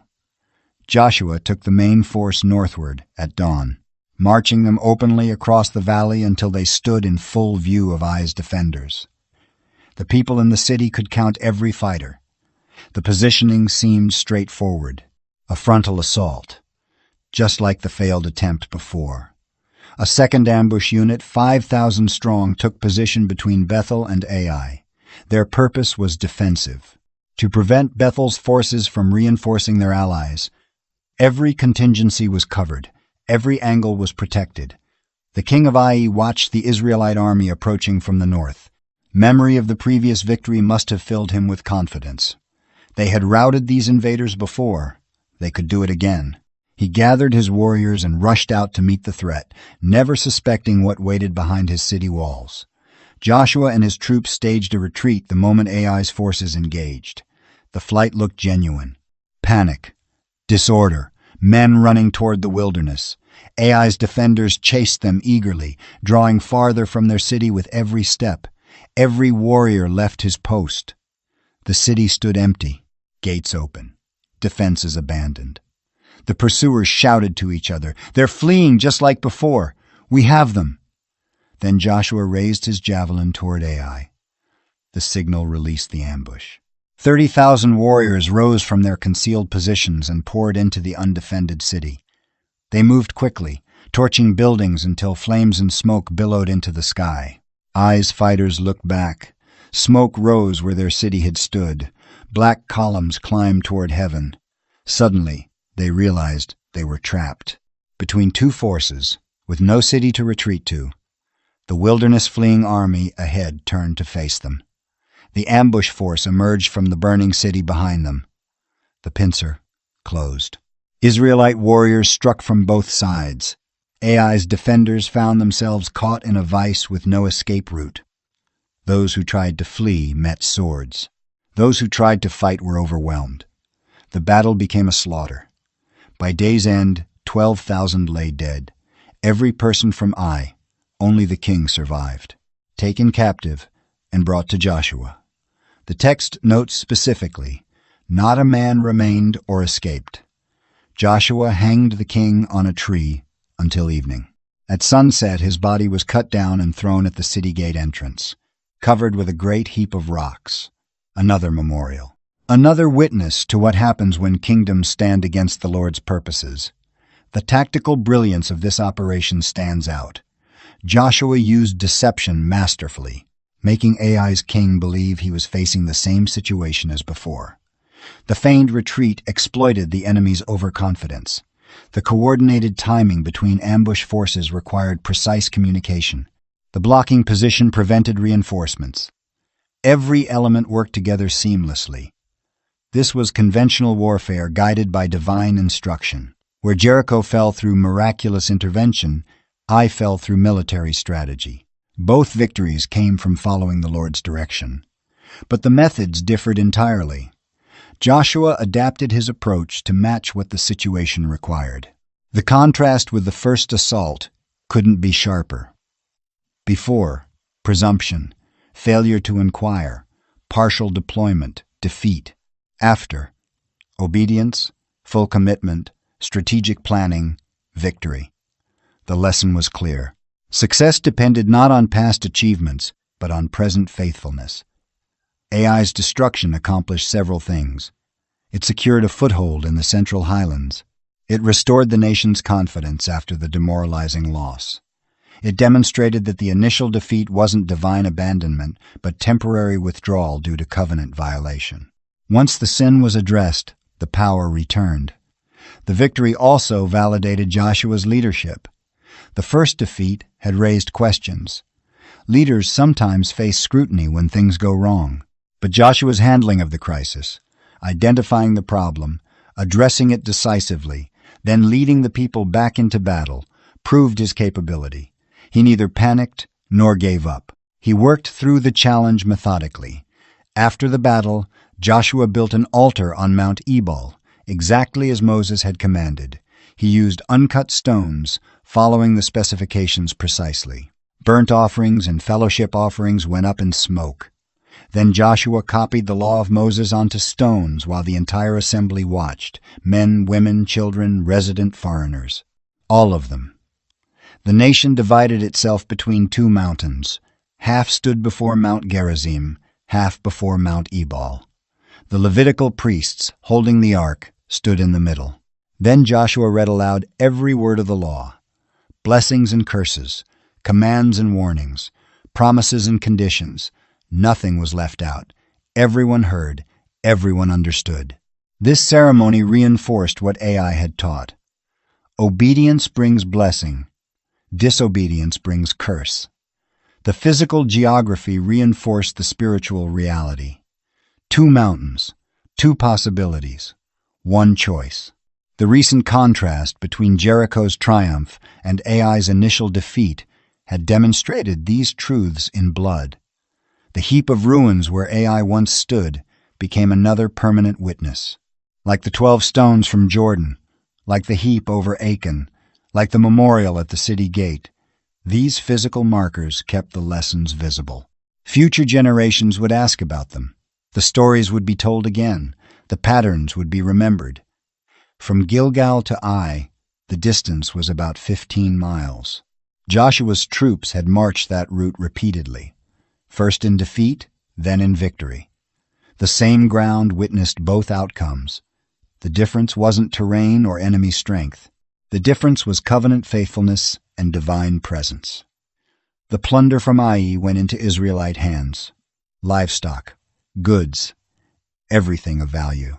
What Achan grasped illegally from Jericho, the people received legitimately from Ai. Patient obedience yielded what impatient disobedience could never secure. The timing mattered, the process mattered. The submission to divine order mattered. Ai's conquest also sent messages beyond its immediate impact. Other kingdoms watched. Other rulers took note. The narrative was spreading. This nation fights with supernatural backing. Their God intervenes. Their victories are decisive. Opposition means destruction. The Gibeonite deception, a covenant of cunning. News traveled fast through Canaan. Jericho's walls collapsed. Ai burned to ash. Kings in the hill country, in the lowlands, along the Mediterranean coast, all the way to Lebanon, they heard the reports and took action. An alliance formed. Hittites, Amorites, Canaanites, Perizzites, Hivites, Jebusites, 6 regional powers joining forces to confront the invading threat. Military coalitions made strategic sense when facing a common enemy. But Gibeon chose a different path. The Gibeonites were Hivites, technically part of the anti-Israelite alliance. But instead of joining the military coalition, they launched a campaign of cunning. They had heard the same reports as everyone else, not just about recent victories, but about older events. They knew what happened in Egypt. They knew about Sihon and Og east of the Jordan. They understood the pattern. This nation doesn't just defeat enemies, it obliterates them. So they assembled a delegation. But first, they carefully constructed an illusion. Worn-out sacks went onto their donkeys' backs. Cracked wineskins, split and patched, hung from the saddles. They put on weathered sandals, threadbare from long miles. Their clothes showed road dust and repair work. The bread they carried was dry, crumbling, covered with spots of mold. Everything about them screamed distant travelers. They arrived at Gilgal and presented themselves to Joshua. "We have come from a far country. We wish to make a treaty with you." The Israelite leaders looked them over skeptically. "Perhaps you live near us. How can we make a treaty with you if you're from this region?" The Gibeonites had prepared their response carefully. "We are your servants. We've heard of your God's reputation. Everything he did in Egypt, everything he accomplished against the two kings beyond the Jordan, Sihon of Heshbon and Og of Bashan. Our elders sent us to meet you and offer to become your servants. Please, make a treaty with us." They gestured to their provisions. "Look at our bread. It was warm from the oven when we packed it for this journey. Now it's dry and moldy. These wineskins were new when we filled them. Now they're cracked. Our clothes and sandals are worn out from the very long journey." The Israelites examined the provisions. They looked at the moldy bread, felt the dried-out texture, inspected the cracked wineskins. Everything confirmed the story. These travelers had clearly come a great distance. Then they made their critical mistake. They did not inquire of the Lord. Joshua made peace with the Gibeonites. The leaders of the assembly swore an oath to let them live. Treaties were sacred. Oaths carried binding weight. Once spoken before the Lord, words couldn't be revoked. 3 days later, the truth surfaced. The Israelites learned that these distant travelers actually lived nearby. Gibeon, Kephirah, Beeroth, Kiriath Jearim, all of them within the territory marked for conquest. The entire delegation had been a theatrical performance. The people grumbled against their leaders. They had been trapped by deception into a covenant they should never have made. Divine command was clear. No treaties with nearby peoples. No alliances with Canaan's inhabitants. Yet here they stood, oath-bound to protect Hivite cities. The leaders defended their decision, even though they had been deceived. "We swore to them by the Lord, the God of the realm. We cannot touch them now. If we break our oath, divine anger will fall on us." Joshua summoned the Gibeonites. "Why did you deceive us? You claim to come from far away when you live right among us. Because of this, you are cursed. You will forever be servants, woodcutters, and water carriers for the house of the Lord." The Gibeonites' response revealed their motivation. "We were clearly told that your God commanded Moses to give you all this land and destroy all its inhabitants. We feared for our lives because of you. That's why we did this thing. Now we're in your hands. Do whatever seems right." Fear of the Lord, ironically, had driven their deception. They believed so strongly in the divine promise that they resorted to trickery to survive its fulfillment. Better to serve under permanent curse than face annihilation. Joshua protected them from the angry assembly. He assigned them to menial labor, cutting wood, drawing water, serving the community and the altar wherever the Lord chose to establish it. They accepted this arrangement. Their deception had purchased survival. The price was perpetual servitude. But they lived. This situation created lasting consequences. The Gibeonite cities became part of the larger community, protected by treaty, even though the treaty came through fraud. Later events would demonstrate the binding nature of this oath. Centuries afterward, when King Saul attempted to eliminate the Gibeonites in misguided zeal, famine struck the land until restitution was made. The oath held that much weight. Several failures converged in this episode. The Israelites relied on visible evidence: moldy bread, worn sandals, cracked wineskins, without seeking divine guidance. They trusted their assessment. They believed their eyes. But sight can mislead. Appearances can be manufactured. The text specifically notes they did not inquire of the Lord. This phrase echoes the earlier mistake at Ai, when scouts advised attacking with minimal force. Both times, human judgment replaced divine consultation. Both times, complications resulted. Yet the story also reveals something profound about divine purposes. The Gibeonites feared correctly. They recognized the Lord's power and promises. Their faith, though expressed through deception, secured their inclusion in the covenant community. Like Rahab before them, Gentiles found refuge through acknowledging the true God, even if their methods were flawed. The permanent servitude assigned to Gibeon wasn't merely punitive. It brought them into regular contact with Israel's worship life. As woodcutters and water carriers for the altar, They served at the heart of the religious system. Their curse became an unexpected path to blessing. Proximity to the divine presence, participation in the covenant community, protection under the Lord's name. The diplomatic trap also served strategic purposes. Gibeon was a significant city, larger than Ai, with an experienced fighting force. Having them as allies rather than enemies positioned Israel favorably in the Central Highlands. The deception that seemed like a failure became, through divine providence, a tactical advantage. The Gibeonite Treaty illustrated a recurring biblical theme: human mistakes don't thwart divine plans. The Lord works through flawed decisions, turning apparent setbacks into unexpected benefits. The same pattern appeared with Rahab. A prostitute who hid spies became an ancestor of kings. Now servants obtained through deception would serve the altar. Joining the community they had feared would destroy them. This episode marked a subtle shift in the conquest narrative. Where Jericho and Ai involved military action and miraculous intervention, the Gibeonite situation introduced diplomacy, albeit fraudulent diplomacy.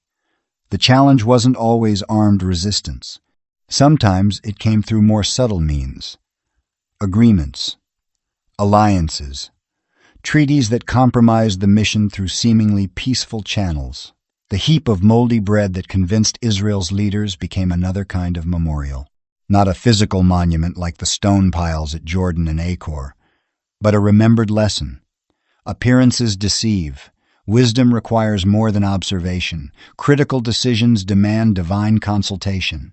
What seems obvious might be theater. What looks genuine might be costume. Moving forward, Joshua would face more complex situations requiring discernment beyond military strategy. The conquest was proving multifaceted. Battles, yes, but also treaties, alliances, political maneuvering. Each scenario demanded fresh dependence on divine guidance rather than reliance on past successes or present appearances. The Gibeonites entered the story through fear and cunning. They remained through oath and service.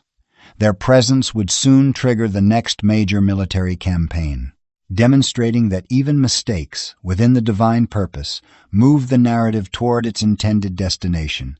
The day the sun stood still. The Battle of the Five Kings. Word reached Adonizedek, king of Jerusalem. The news struck with particular force. Gibeon had made peace with Joshua. Gibeon, a major city, larger than Ai, with warrior citizens, had surrendered without a fight.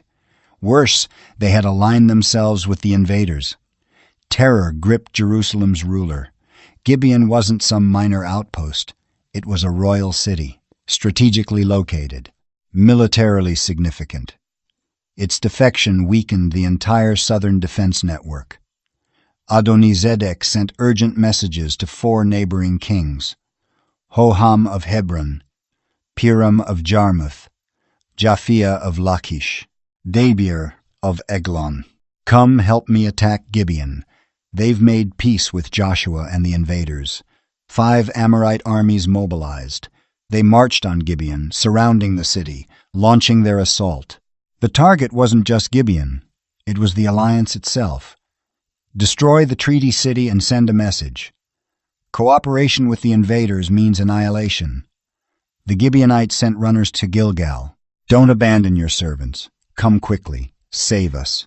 All the Amorite kings from the hill country have united against us. Joshua faced a choice. These were the same people who deceived him. The treaty came through fraud. He could have argued that deception voided the obligation. He could have let Gibeon face the consequences of their manipulation. Instead, he mobilized the army. The Lord's word came clear: don't fear them. I've given them into your hand. Not one will stand before you. Joshua marched all night from Gilgal, 15 miles uphill in darkness. His entire force moved with him, including his best fighting men. They arrived at dawn, catching the coalition armies by surprise. The Lord threw the enemy into confusion. The battle became a rout at Gibeon, with Israel pursuing the fleeing forces up the ascent of Beth Horon. The retreat turned into carnage as panic spread through the coalition ranks. Then the sky joined the battle. Large hailstones fell from heaven as the fleeing armies descended toward Azekah and Makkedah. The stones struck with lethal force. More warriors died from the hailstones than from Israelite swords. The natural world itself seemed to fight against Canaan's defenders. Still, the battle raged. Daylight was fading. Joshua needed more time to complete the victory. The enemy was scattered but not destroyed. Darkness would allow survivors to regroup, rebuild, return stronger. This moment demanded decisive action. Joshua spoke to the Lord in the presence of the entire army. Sun, stand still over Gibeon, and moon over the valley of Aijalon. The sun stopped moving. The moon stood motionless. The nation continued its vengeance while the heavens obeyed the commander's voice. The sun halted in mid-sky, refusing to set for approximately a full day. Never before and never since has there been a day when the Lord listened to a human voice like this. Because the Lord fought for the covenant people. The extended daylight allowed complete victory. No survivors escaped to tell their kings' families what happened. No remnant regrouped to threaten again. The coalition was utterly broken. Meanwhile, the 5 kings who had organized this attack fled in panic. They found a cave at Makkedah and hid inside, hoping to escape notice in the chaos. Someone reported their location to Joshua. His response was practical. Roll large rocks against the cave mouth, post guards, but don't let this slow the pursuit. Keep chasing the enemy. Cut off their retreat to their cities. The Lord has given them into your hand. The fighting continued until the slaughter was complete. A few survivors managed to reach fortified cities, but the armies were destroyed. The entire force returned to Joshua at Makkedah without incident. No one even raised a voice against any of the people. Then Joshua dealt with the kings. Open the cave, bring out those 5 kings. They dragged them into daylight. The kings of Jerusalem, Hebron, Jarmuth, Lachish, and Eglon. Defeated rulers who had launched this coalition now stood humiliated before the army they had sought to crush. Joshua called his military commanders forward. Put your feet on the necks of these kings. They did so. A symbolic act of total victory, absolute dominance. The gesture communicated complete subjugation, the reversal of power, the triumph of the covenant people over those who opposed the divine plan. Then Joshua addressed his troops. Don't be afraid or discouraged. Be strong and courageous. This is what the Lord will do to all your enemies. He struck down the 5 kings, then hung their bodies on 5 trees until evening. At sunset, following the law's requirement, he ordered the corpses cut down and thrown back into the cave where they had hidden. Large rocks sealed the entrance. Another memorial, another witness to divine faithfulness. The southern campaign continued. Joshua moved against each rebel city systematically.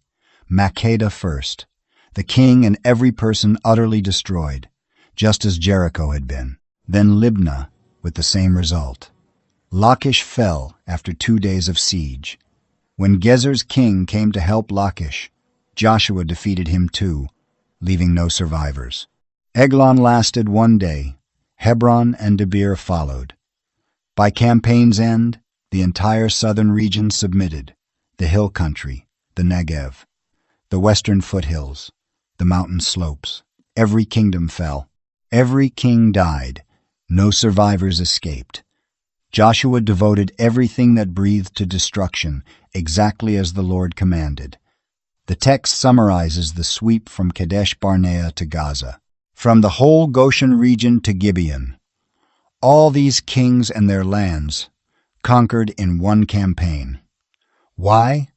Because the Lord fought for his people. Then the army returned to Gilgal. The extended daylight remains the most striking element of this narrative. Multiple explanations have been offered through centuries. Astronomical phenomena, poetic language, miraculous intervention, localized effects. The text itself treats it as a unique event, unprecedented and unrepeated. There has been no day like it before or since. What matters narratively is what it signified. Divine power engaged on behalf of the covenant people, responding to their leader's voice, extending resources to complete the mission. Whether through stopping Earth's rotation, through optical effects, through extended twilight, or through means beyond current understanding, the day lengthened. The battle reached its conclusion. The enemy found no refuge in darkness. The hailstones, too, showed nature weaponized for covenant purposes. Not random weather, but precise targeting. Falling on fleeing enemies, more lethal than the pursuing army. The sky itself became archer, warrior, judge. Gibeon's rescue demonstrated covenant faithfulness, despite the fraudulent treaty. Despite legitimate grievances about the deception, Joshua honored his oath. The Gibeonites' fear of divine promise had led them to trickery. But once covenant was established, protection followed. The invading kings who sought to punish Gibeon for their alliance met destruction instead. The 5 kings' deaths carried symbolic weight. These were the primary rulers of southern Canaan's defensive coalition. Their elimination left a power vacuum. Their cities' populations were destroyed. The entire southern region's military capacity was broken in a single campaign, the Memorial Caves. At Achor with Achan, at Ai with the king, at Makkedah with 5 kings, marked stages of conquest. Each heap of stones told a story. Each sealed entrance witnessed divine faithfulness. Geography became theology. The monuments served as teachers. The prolonged daylight further established Joshua's leadership authority. Back in Egypt, Moses had carried out miraculous signs. Now Joshua gave orders to the heavenly bodies themselves. The miracles were different in form. Yet the fundamental truth remained identical. The Lord stood beside his chosen leader. Any lingering questions about Joshua's capacity to step into Moses' role vanished when faced with such unmistakable divine backing. The destruction of the Southern Alliance unlocked the entire region for occupation. The highlands, the lowland areas, the routes leading to the coast, everything now lay within reach. The initial triumphs at Jericho and Ai had established starting points. The agreement with Gibeon had positioned an ally right in the heart of the central hill country, and now the southern kingdoms were reduced to rubble, their opposition eliminated, their lands open for the taking. However, the account mentioned something worth noticing.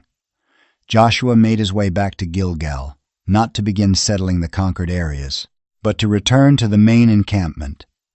The same sequence repeated itself. Attack, triumph, withdrawal. No permanent settlement just yet. The military operations still took precedence. The work of establishing communities would happen afterward. The story was moving toward its peak.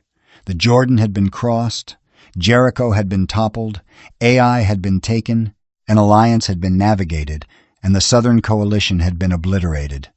The northern kingdom still stood, but the momentum unmistakably belonged to the covenant community. Success built upon success. New territory became available. Opposition crumbled in the face of the advancing army and the divine power supporting them. The northern military operation, the battle at the waters of Merom. Word of the southern catastrophe spread northward. King Jabin of Hazor received reports about what had befallen the alliance of 5 kingdoms. He grasped what this meant. The southern defensive system had been wiped out. Unless the invading force was halted in the north, nothing would survive. Jabin dispatched messengers across the northern regions, to Jobab, who ruled Madon, to the monarchs of Shimron and Akshaph, to leaders in the northern hill country, the Arabah, located south of Chinnereth, the foothills to the west, and the area of Naphoth Dor. Communications reached the Canaanites on both eastern and western sides, the Amorites, Hittites, Perizzites, and Jebusites dwelling in the highlands, and the Hivites living beneath Mount Hermon in the region of Mizpah. The reaction proved enormous. Military forces converged, bringing massive numbers of fighting men as countless as grains of sand along the shore. There were foot soldiers, mounted troops, and crucially, battle chariots. A great many battle chariots. These vehicles represented cutting-edge military equipment, iron machinery capable of crushing infantry units. moving platforms that provided the northern armies with a strategic advantage the southern kingdoms had never possessed. They came together at the waters of Merom, combining their military might for a single critical battle. The strategy made sense. Gather superior numbers, leverage technological dominance, destroy the invaders before any further advancement could occur. Operating as one force, they might achieve what separated kingdoms had failed to accomplish. The Lord addressed Joshua directly. "Do not be afraid of them. By tomorrow at this same hour I will deliver all of them to you, killed before your people. Cripple their horses and set fire to their chariots." The command was precise. Not merely defeat them, but eliminate their capacity to wage war. The horses were not to be preserved as military resources. The chariots were not to be seized and incorporated into Israelite military strength. Everything had to be destroyed, made completely unusable on a permanent basis. Joshua acted swiftly. His complete fighting force pushed forward to the waters of Merom, executing a sudden strike against the coalition that had assembled there. The timing took the northern armies completely by surprise. They had managed to gather, yet had not finished preparing for combat. The instant of weakness became the instant of attack. The Lord delivered them into Joshua's hands. What began as a battle transformed into a complete collapse as fear rippled through the coalition forces. Israel chased the fleeing soldiers in every direction, northwest toward Greater Sidon, northeast in the direction of Mizrephoth-Maim, eastward to the valley of Mizpah. The unified Northern Alliance fell apart into groups of refugees scrambling toward whatever safety they could find. Israel cut them down methodically. No survivors managed to escape for the purpose of regrouping and rebuilding their strength. The enormous army that had appeared so threatening melted away under the offensive, its advantages in technology rendered meaningless by the element of surprise combined with divine assistance. Joshua carried out his orders exactly. Each horse received damage to its tendons, leaving the animals permanently disabled, incapable of pulling war vehicles or bearing warriors into combat. Each battle chariot went up in flames. Costly military hardware was reduced to nothing but ashes and warped metal. The Northern Coalition's edge and technology vanished in fire and precise attacks against the horses' ability to move. Following this, Joshua redirected his attention to Hazor. Hazor stood as the leading city among all these kingdoms, the center of political power, the coordinator of military operations, the city whose monarch had assembled this entire opposition movement. Joshua seized it and executed its king by the sword. Every living person within the city walls was devoted to complete destruction. Nothing capable of breathing survived. Afterward, he burned Hazor until nothing remained standing. This particular detail is noteworthy. Most cities that were captured did not suffer burning. Their buildings were kept intact for future occupation. But Hazor received different treatment. The flames that devoured it communicated a clear statement. The hub of northern resistance had been eliminated. The city responsible for organizing the opposition was now nothing but ruins. Joshua took control of all the royal cities along with their kings. He executed them with the sword, devoting every person to total destruction exactly as Moses had instructed. However, with the exception of Hazor, none of these cities built on elevated sites were put to the torch. The choice reflected strategic thinking. Keep the structures while removing the inhabitants, maintain defensive locations while eliminating all resistance. All the valuable goods and animals from these cities became property of the Israelites. But each human being was struck down until complete destruction was achieved. Nobody remained alive. Nobody remained alive. The approach established at Jericho carried forward through the entire northern military operation. Total elimination of the population, absolute victory over all opposition.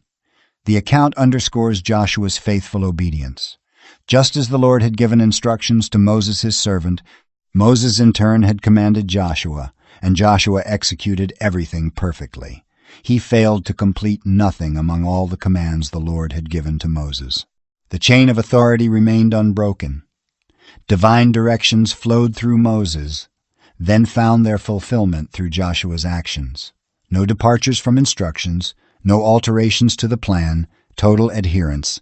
The northern military campaign demanded different approaches compared to the battles in the south. The southern coalition had been lured into the open because of the situation at Gibeon. They had marched against Joshua's treaty partners, which required a protective response that became an attacking victory. The northern coalition assembled intentionally, selecting their battlefield, making the most of their superior resources. Joshua's unexpected assault took away the advantage provided by the chariots. War chariots required open terrain and space to operate effectively. An immediate attack launched before proper formation turned advanced military technology into a burden. The horses and their vehicles transformed from weapons into targets, from assets into obstacles.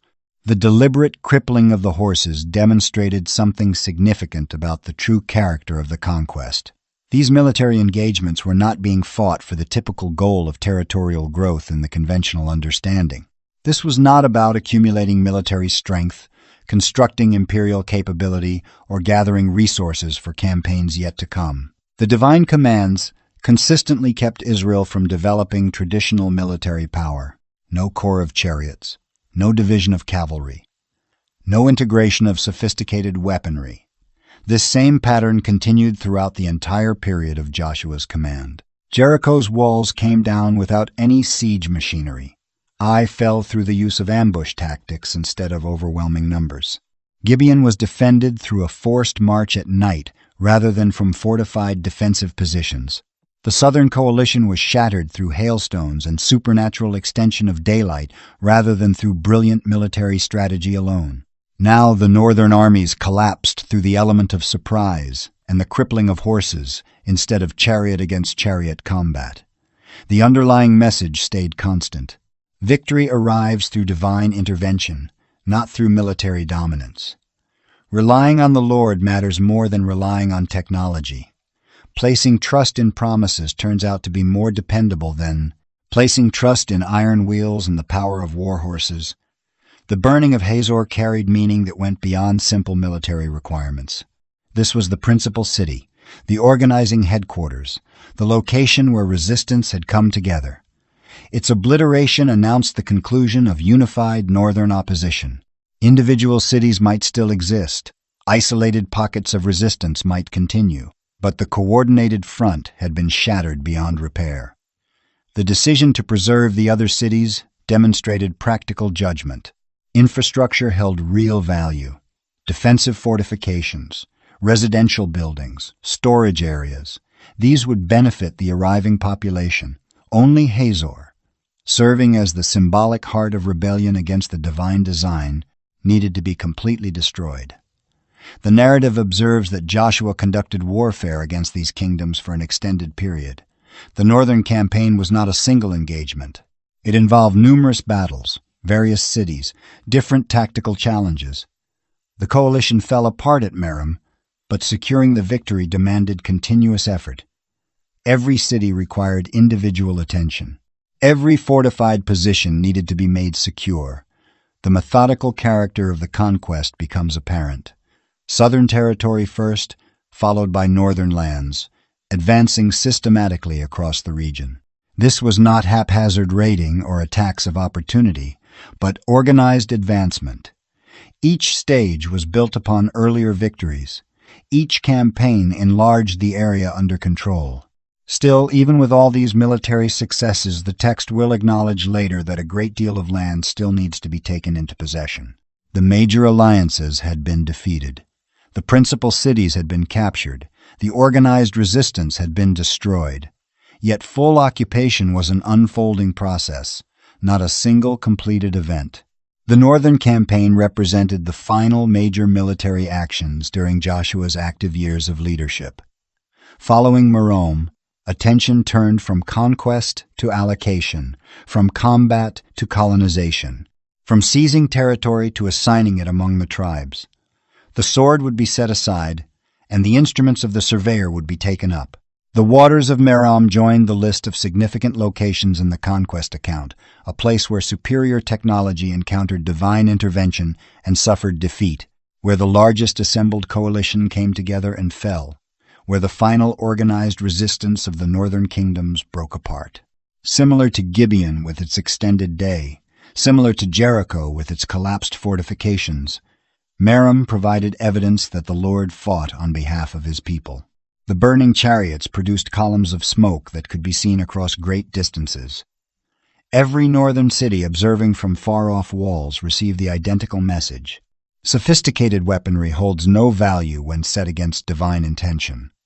Superior technology cannot make up for standing in opposition to the covenant design. Iron wheels and trained battle horses fall when confronted by faith and obedience. Joshua's army came back from the pursuit, having achieved total victory. The northern lands lay accessible. The way forward to settlement was unobstructed. The phase of military action was approaching its end. What remained was administrative work. Partitioning the conquered territory, establishing boundaries between tribes, building the framework for lasting occupation. The partitioned land, Joshua in the role of allocation administrator. The combat had ended, the significant coalitions had been defeated, 31 monarchs had been overthrown, their kingdoms taken, their military forces eliminated, their cities seized. The land experienced peace from warfare. Joshua had advanced in years. Time revealed itself in his aging physical condition. The Lord addressed him in direct terms about this reality. You have reached old age, and a very large amount of land still waits to be possessed. What came next was a thorough description of regions still not conquered. Philistine areas along the coastal regions, Geshurite and Maacathite zones in the northern sections, various unconquered pockets scattered throughout the boundaries that had been promised.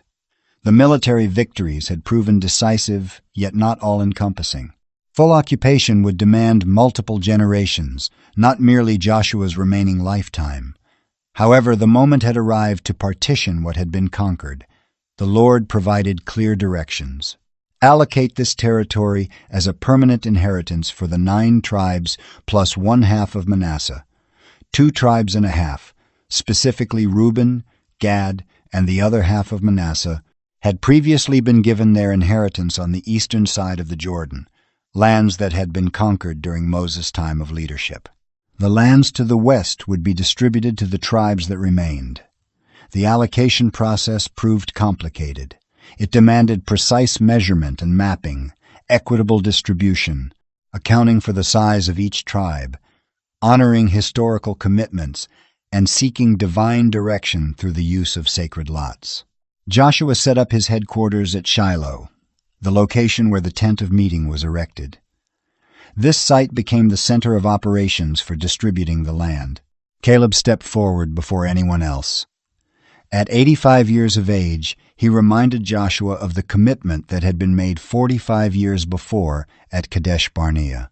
When the 12 scouts came back from examining the land, only Caleb and Joshua had delivered a report rooted in faith instead of fear. Moses had made an oath that day. The land where your feet have walked will become your inheritance. Caleb requested the hill country, particularly the area surrounding Hebron where the Anakites made their home, the giants who had caused such terror among the other scouts. My strength today equals what it was the day Moses commissioned me. Assign me this hill country that the Lord gave his word about. Joshua spoke a blessing over him and assigned Hebron to Caleb the son of Jephunneh as his permanent inheritance. The veteran warrior advanced and expelled the 3 Anakite families from the city. The same faith that had sustained him during 40 years of wandering in the wilderness now empowered him to take possession of his inheritance in spite of the presence of giants. The distribution proceeded tribe after tribe. Judah was granted extensive holdings in the southern region, with detailed descriptions of borders, inventories of cities, and clarifications about what had been taken and what still remained. The record mentions that Judah failed to remove the Jebusites from Jerusalem, who continued living there up to the present day. Total possession was not accomplished in every location. Ephraim and Manasseh, the 2 tribes descended from Joseph, were assigned central lands, but they voiced complaints about inadequate allocation. What is the reason you have granted us just a single portion when our numbers are so large? Joshua's response was practical in nature.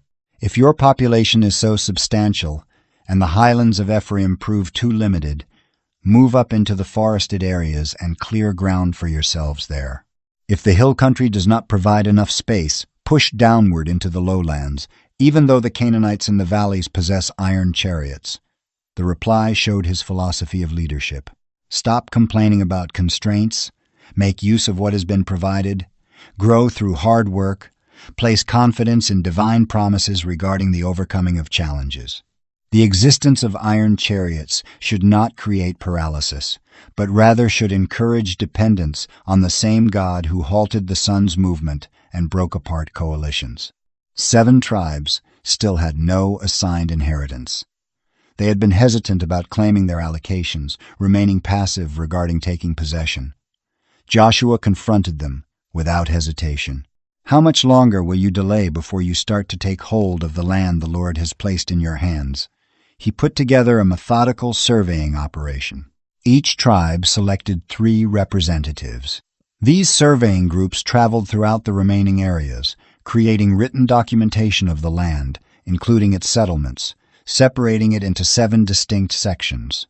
They returned the records to Joshua at Shiloh. Joshua then cast lots in the Lord's presence. The sacred method decided which tribe would be assigned which section of territory. Benjamin's allocation ended up positioned between Judah and Ephraim. Simeon was given land that fell within Judah's designated area. Zebulun, Issachar, Asher, Naphtali, and Dan each were assigned their specific portions. The text offers tremendous detail, markers defining boundaries, cities that were included, features of the landscape, adjacent territories. Working through these chapters can feel monotonous, yet the level of precision fulfilled critical functions.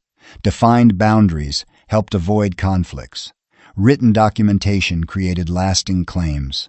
Thorough specifications guaranteed that each tribe understood precisely what belonged to them.